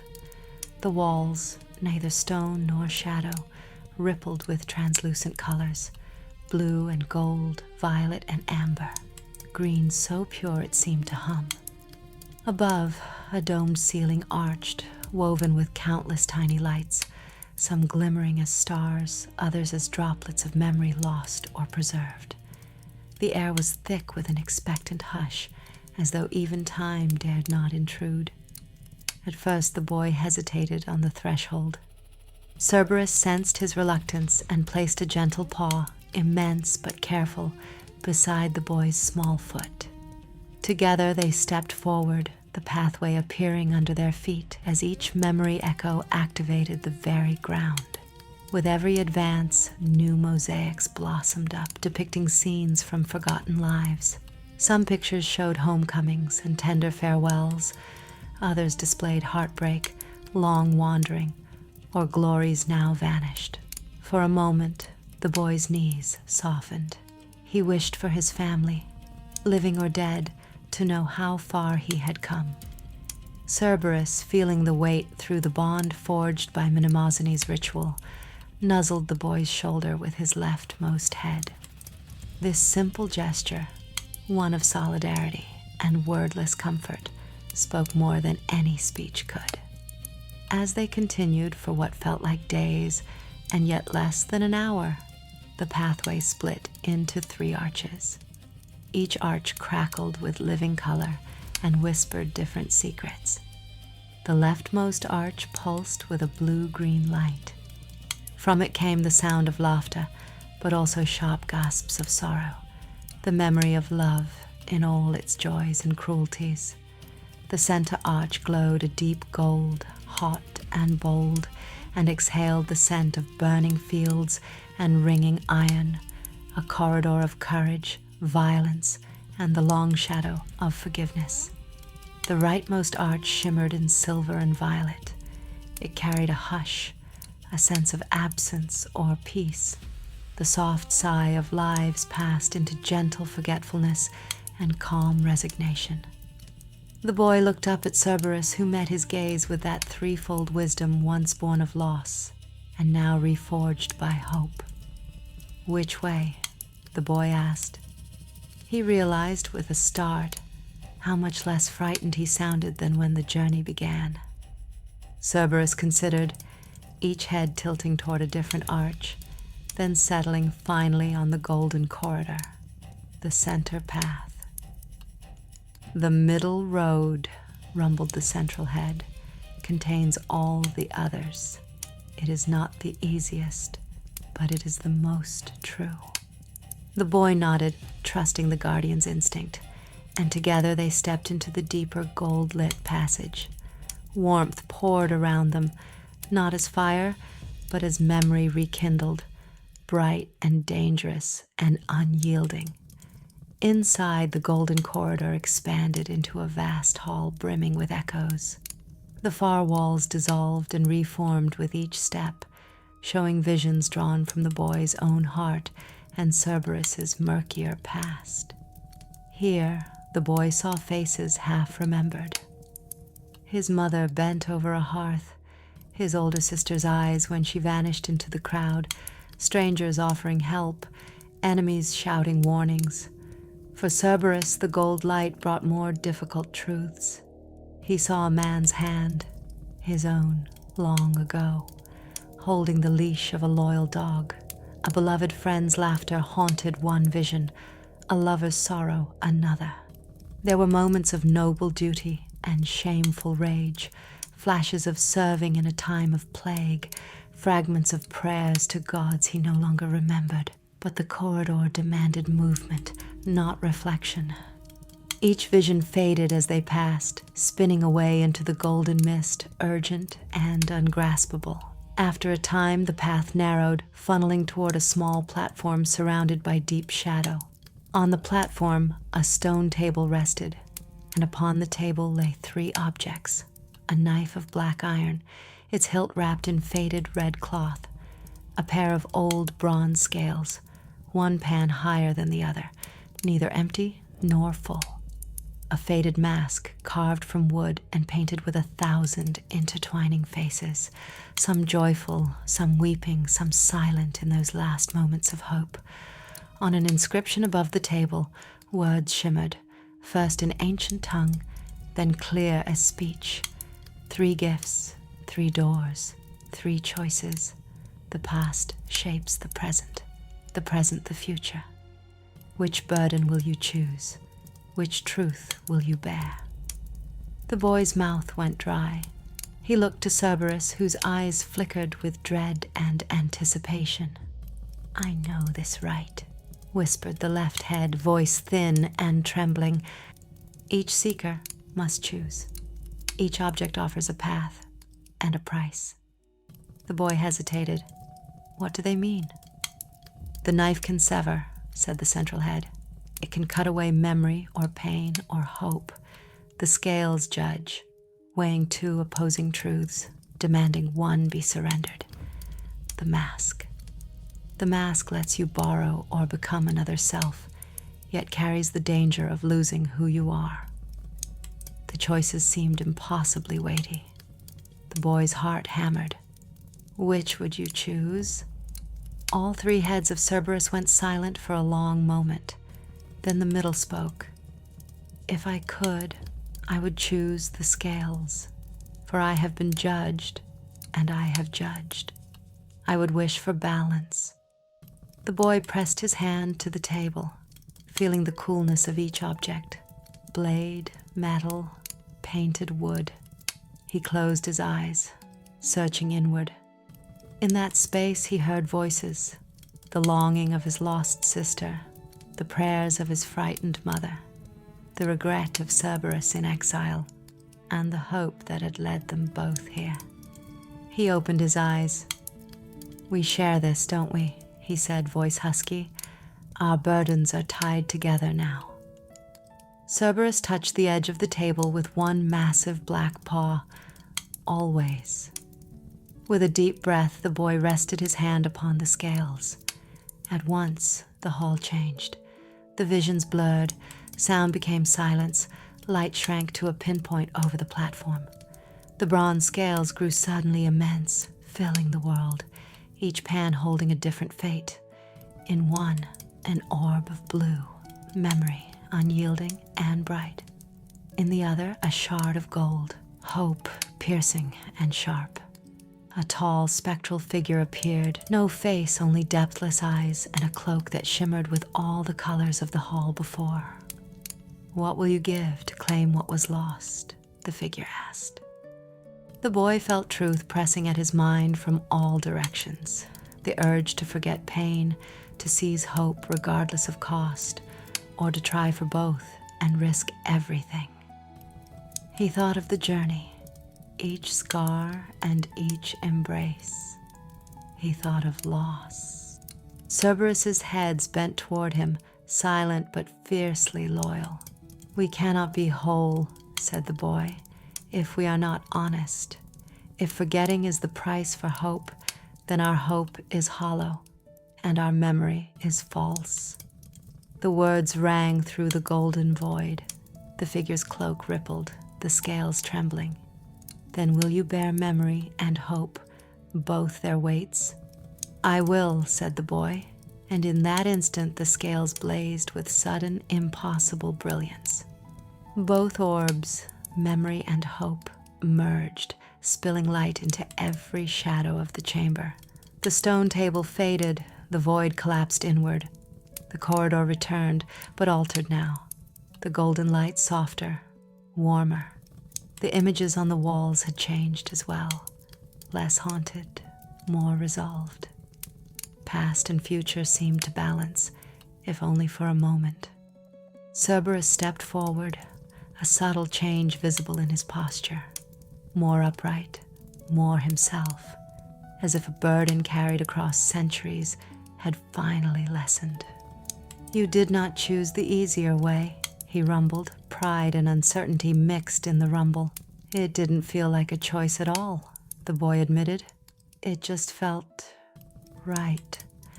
A new voice called from ahead, so ancient and so gentle, it might have been the earth itself. Then come, bearers of memory and hope, into the garden of names. The corridor opened into a place both wild and measured, a great garden, choked as much by the passing of centuries as by careful cultivation. Strange trees grew in winding rows, their leaves silver green, their trunks etched with the names of the dead and the forgotten. Everywhere wildflowers spilled across the ground, some new, some petrified with age, some glowing in the dim light. In the center rose a broad pool, its surface perfectly clear, but for letters moving just beneath, too fast to read. Around the edge walked forms both familiar and strange, shadows of the souls that haunted the Underworld's history. Some looked up, their faces luminous with gratitude or regret, as Cerberus and the boy approached. The boy's eyes pricked with tears. He walked the garden's paths, reading names at random. Anthea, daughter of Lysander, Cora of Miletus, Timaeus, who waited, Irene, who forgot her joy. Each name shimmered a moment, then faded back into bark and shadow. Cerberus, too, moved among the trees, pausing by a trunk where the name had been scratched so many times it was reduced to almost nothing. With trembling, the boy reached out and pressed his relic hand into the hollow. Instantly, memory and hope surged upward. Images burst over the garden, a field where a man knelt, planting the name of his beloved in the roots, a lost mother's touch, a child asleep among the wildflowers, a hound curled beside a sleeping child, protecting her from nightmares. "Who keeps the garden?" the boy asked, voice wistful. A gentle, ageless woman rose from the far side of the pool. Her hair was tangled with roses, her face serene and wise. "We all do," she said. "Those who remember and those remembered. This is the place in the underworld where no name is truly lost, not unless it is willingly surrendered." The boy understood suddenly that this was Persephone, not just queen or consort, but the soul of life between shadow and sunlight. He stammered, "Is my sister's name here?" "Her memory waits for one who will not let her go," Persephone said kindly, eyes full of sorrow and promise. The boy squeezed the amber tablet and knelt, whispering his sister's name into the roots of the nearest tree. The ground hummed, the tree's bark unfurled, a single blossom opening, and for a heartbeat the name shone clear and beautiful, Alara. Tears escaped the boy's eyes, joy and grief crashing together. Persephone laid a gentle hand on Cerberus's head. "And what do you seek, old friend?" Cerberus tried to form words, but instead showed her images, wounds, the chain of duty that had choked his heart for centuries. Persephone cupped his massive jaws with both hands. "Then you shall be remembered not only as a guardian, but as once beloved. Will you accept the fullness of memory, not just pain, but also peace?" Cerberus bowed all three heads. A breath of wind rushed the garden, and the roots at his feet pulsed golden and green. For a time, boy and beast rested in the garden, letting memory heal where it could and hope grow where it must. At last, Persephone led them from the garden to a back gate, smaller than the others, carved in living wood, covered in blooms of new names. "This is not the end," she said, "but it is an end you have earned." The boy glanced back one last time at names shimmering on the tree trunks, his sisters among them. Cerberus, walking at his side, stepped lighter than ever before. Hand in paw, they crossed the gate together. And behind them, in the heart of the Underworld's garden, memory and hope began to bloom anew for all who would not let go.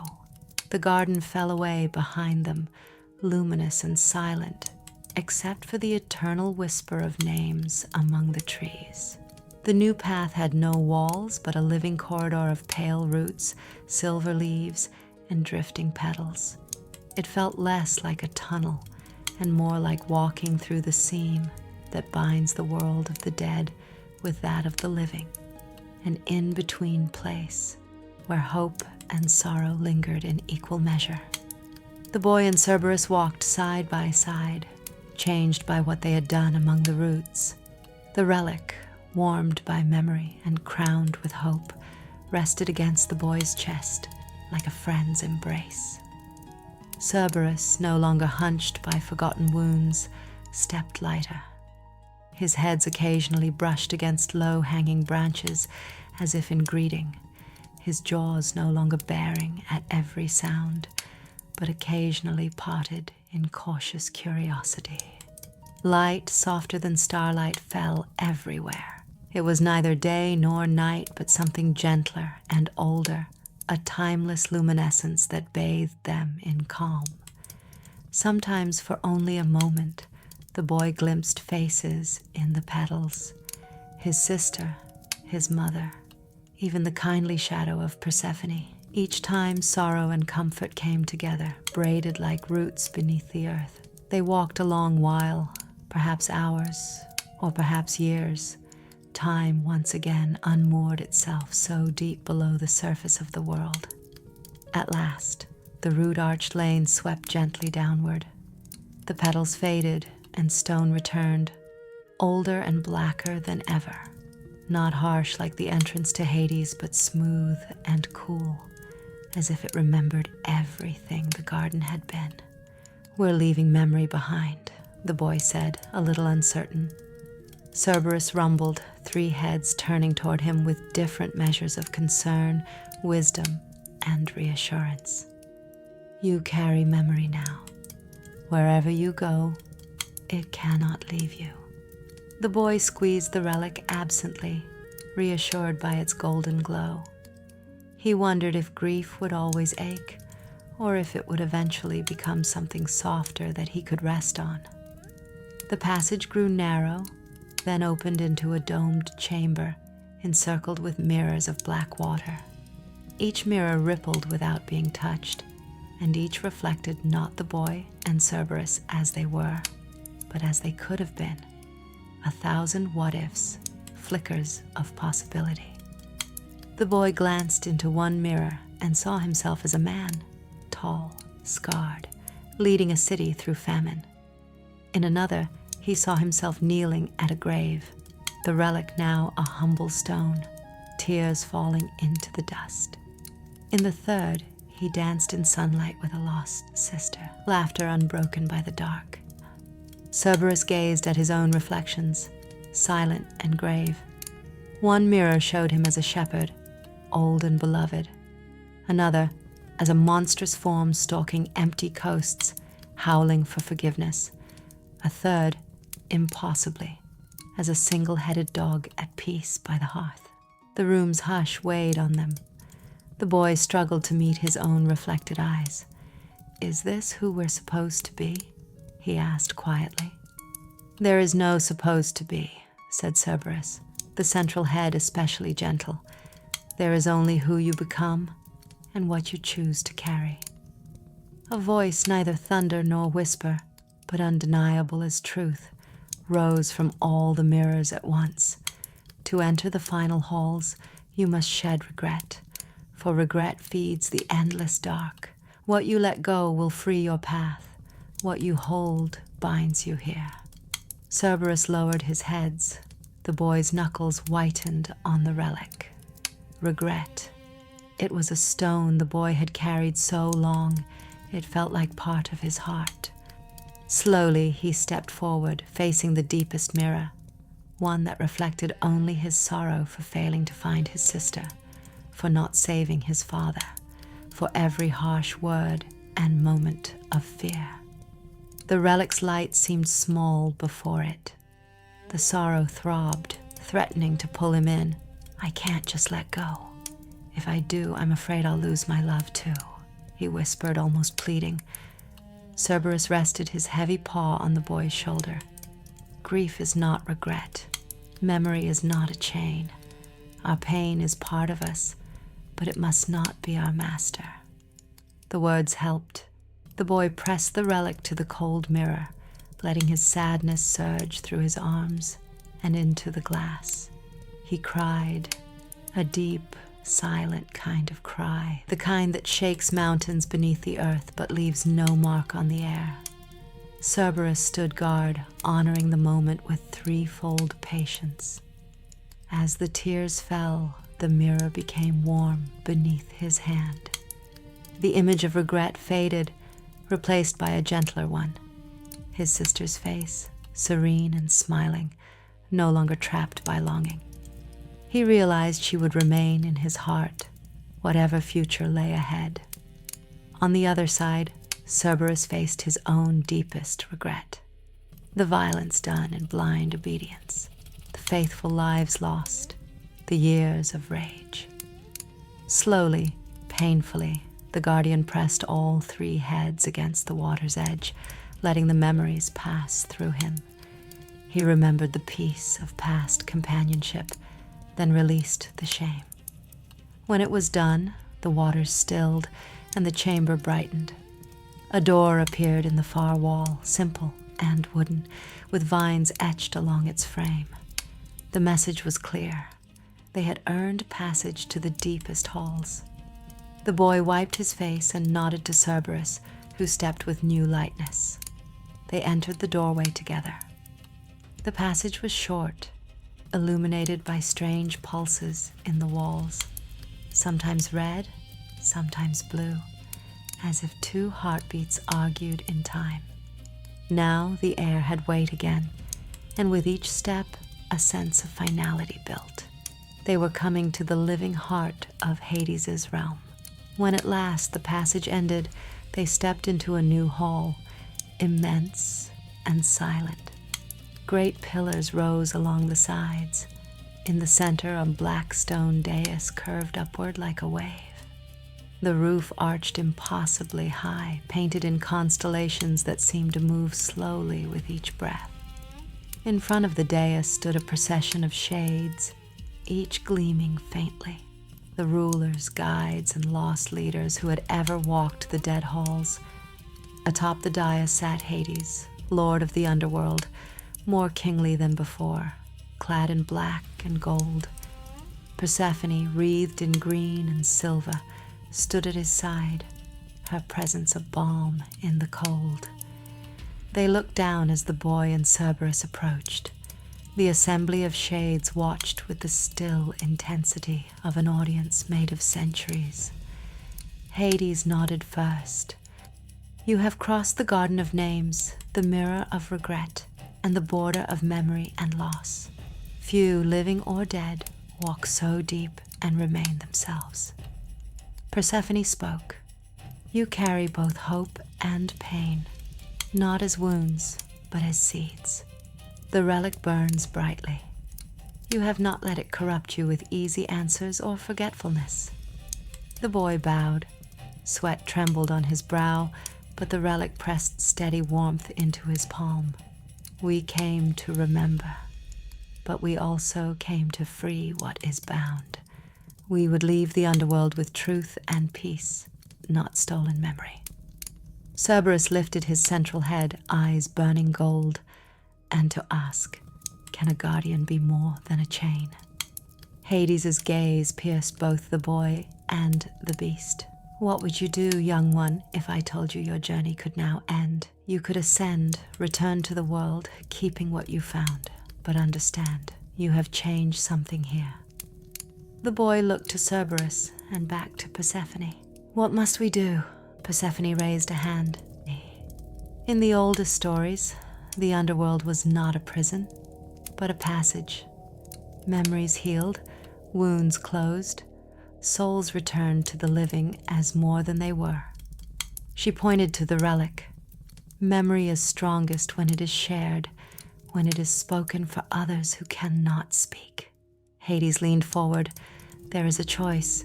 You may ascend to life, to new journeys, bearing the relic as light for your own days. But you may also stay and teach and rescue others lost in darkness, not as a warden, but as a guide. Cerberus too may choose, remain as a guardian, or become something gentler, a companion for the lost. The boy's hands began to tremble. Cerberus considered the throne, the gardens beyond, the endless halls.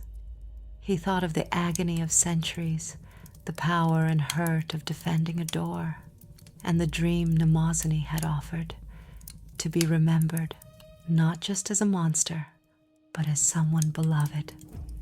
The silence deepened as boy and guardian considered their fate.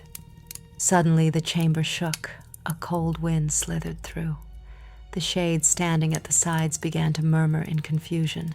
From the far end of the hall, a figure coalesced from nothing, a being shaped of mist and shadow, taller even than Hades.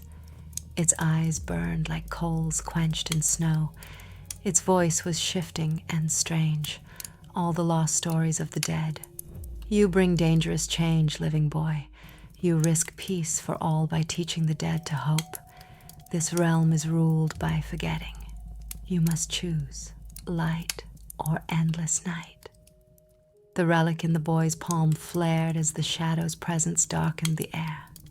Cerberus drew between the boy and the shape, three heads snarling in defiance. Persephone tried to step down, but Hades raised his staff, barring the way. The figure's form was unstable, sometimes young, sometimes impossibly old, sometimes as a flickering woman, sometimes as a wolf. At its heart, glimmering weakly, was a single empty chain, unbroken and cold. You are the Echo Keeper, Hades said, not angry, but steeped in wary respect. You feed off loss and off silence. The shadow bared invisible fangs. If you unbind the pain, The underworld will change, and echoes will fade. Choose. Return the memory and leave these halls, or destroy the chain and let the dead remember as the living do, for good or ill. The boy looked to Cerberus, heart pounding. The relic hummed in his palm, as if straining to speak. Cerberus's 3 heads seemed to reach an ancient agreement. The central head rumbled, "Pain is not the only home of the dead. They deserve more." The boy stepped forward, heart full of fear, hope, sorrow, and longing. He addressed Hades, Persephone, and the shadow. "I choose to let the dead remember, not only grief, but joy, love, and light. I choose to give back memory, so no one is lost in silence." As he spoke, the relic blazed in his hand, a golden storm. The garden's whispering petals, the water's mirror, all the names sung by Persephone shone up through the stone. Persephone's voice was gentle and clear, a spring in the deep. "Then together we undo the chain. Love will risk pain. Memory will risk regret. Life, even in the realm of the dead, will risk change." The shadow screamed, echoing through the pillars and constellations, but the sound was not triumph nor rage. It was a mourning for a world that could not stay unchanging. The chain in its chest snapped, falling with a sound like a bell. All around the hall, the shades glowed brighter. Names were spoken aloud, laughter rose, harmonies unheard for centuries shimmered in the air. The pillars grew tall with green vines and new blossoms, memory blooming at the end of suffering. Cerberus stepped to the boy's side. "Are you afraid?" the left head asked gently. The boy smiled through tears. "Yes, but less than before." Together, in the heart of the underworld, light rose like dawn after endless midnight. Hades watched, his eyes dark and deep, but a smile faint as the stir before spring appeared on his lips. "Let memory return," he decreed, "and let the chains of silence be broken." The last gate opened behind them, not a barrier, but an invitation. Hand in paw, the boy and Cerberus stepped forward, and the world trembled on the edge of a new beginning. The world trembled as the last gate opened. Light, warm, and wild as sunlight after a storm, spilled into the deepest hall of the underworld. Where once there had only been shadow, new color cascaded like water flooding a long sealed crypt. The boy and Cerberus stepped into this radiance, their silhouettes growing sharper with every stride.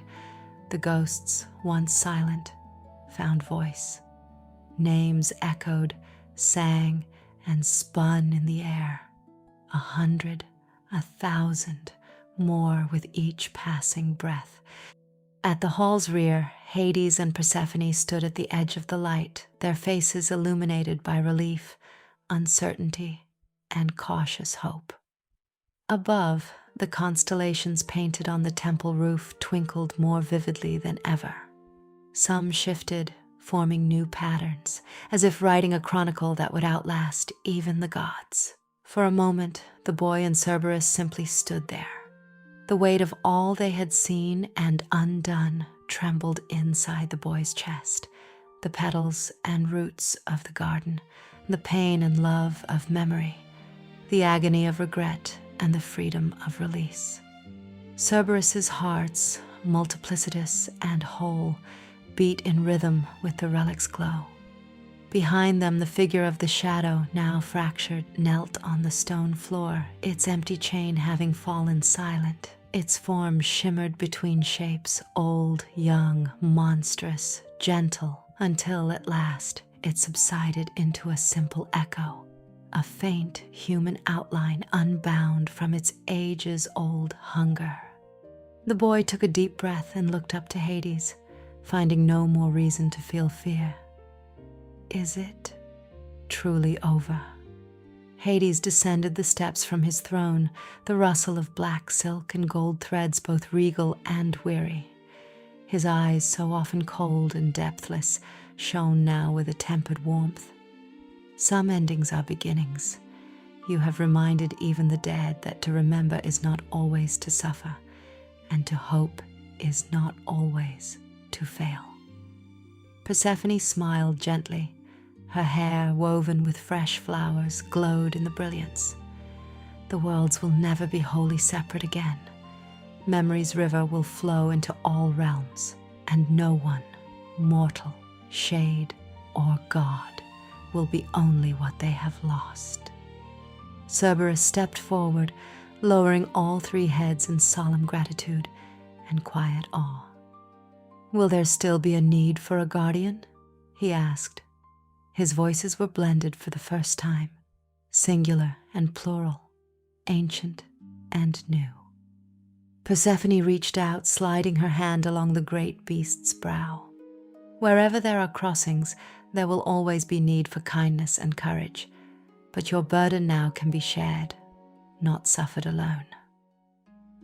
The chamber expanded, shimmering.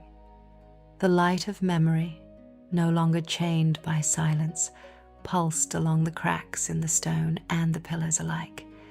Everything that had been bound broke free, not with violence, but with recognition.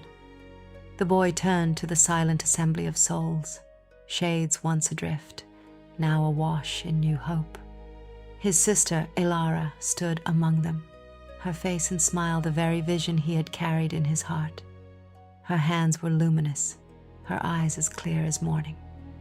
For an instant, all pain dropped away from him, replaced by joy so sharp it almost broke him anew. The relic blazed between his hands, a beacon and a goodbye. "Elara," he whispered, "I found you." She stepped forward, brushing a gentle hand to his cheek. "You never truly lost me." She knelt to where Cerberus sat and pressed her hands to his massive paws. "Thank you for keeping the gate, for protecting the boundary, even when you were alone." The boy's mother appeared too, her form as light as wildflowers, her sorrow finally softened by the cycle of memory and hope.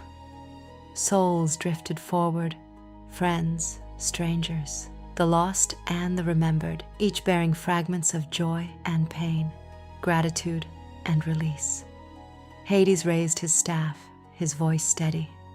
"Boy of the world above, Cerberus guardian, your trials have altered the balance of my kingdom. Before you return, I offer this, a choice. Remain as you are, becoming guides for the lost as new crossings arise, or return to the world above, carrying the light of memory to the living." The boy looked at Cerberus. Thunderous silence reigned a moment as they regarded one another, as if the world itself waited for their resolve. Cerberus spoke first, central head leading, the two others silent in devotion. "I have walked every dark boundary in every age.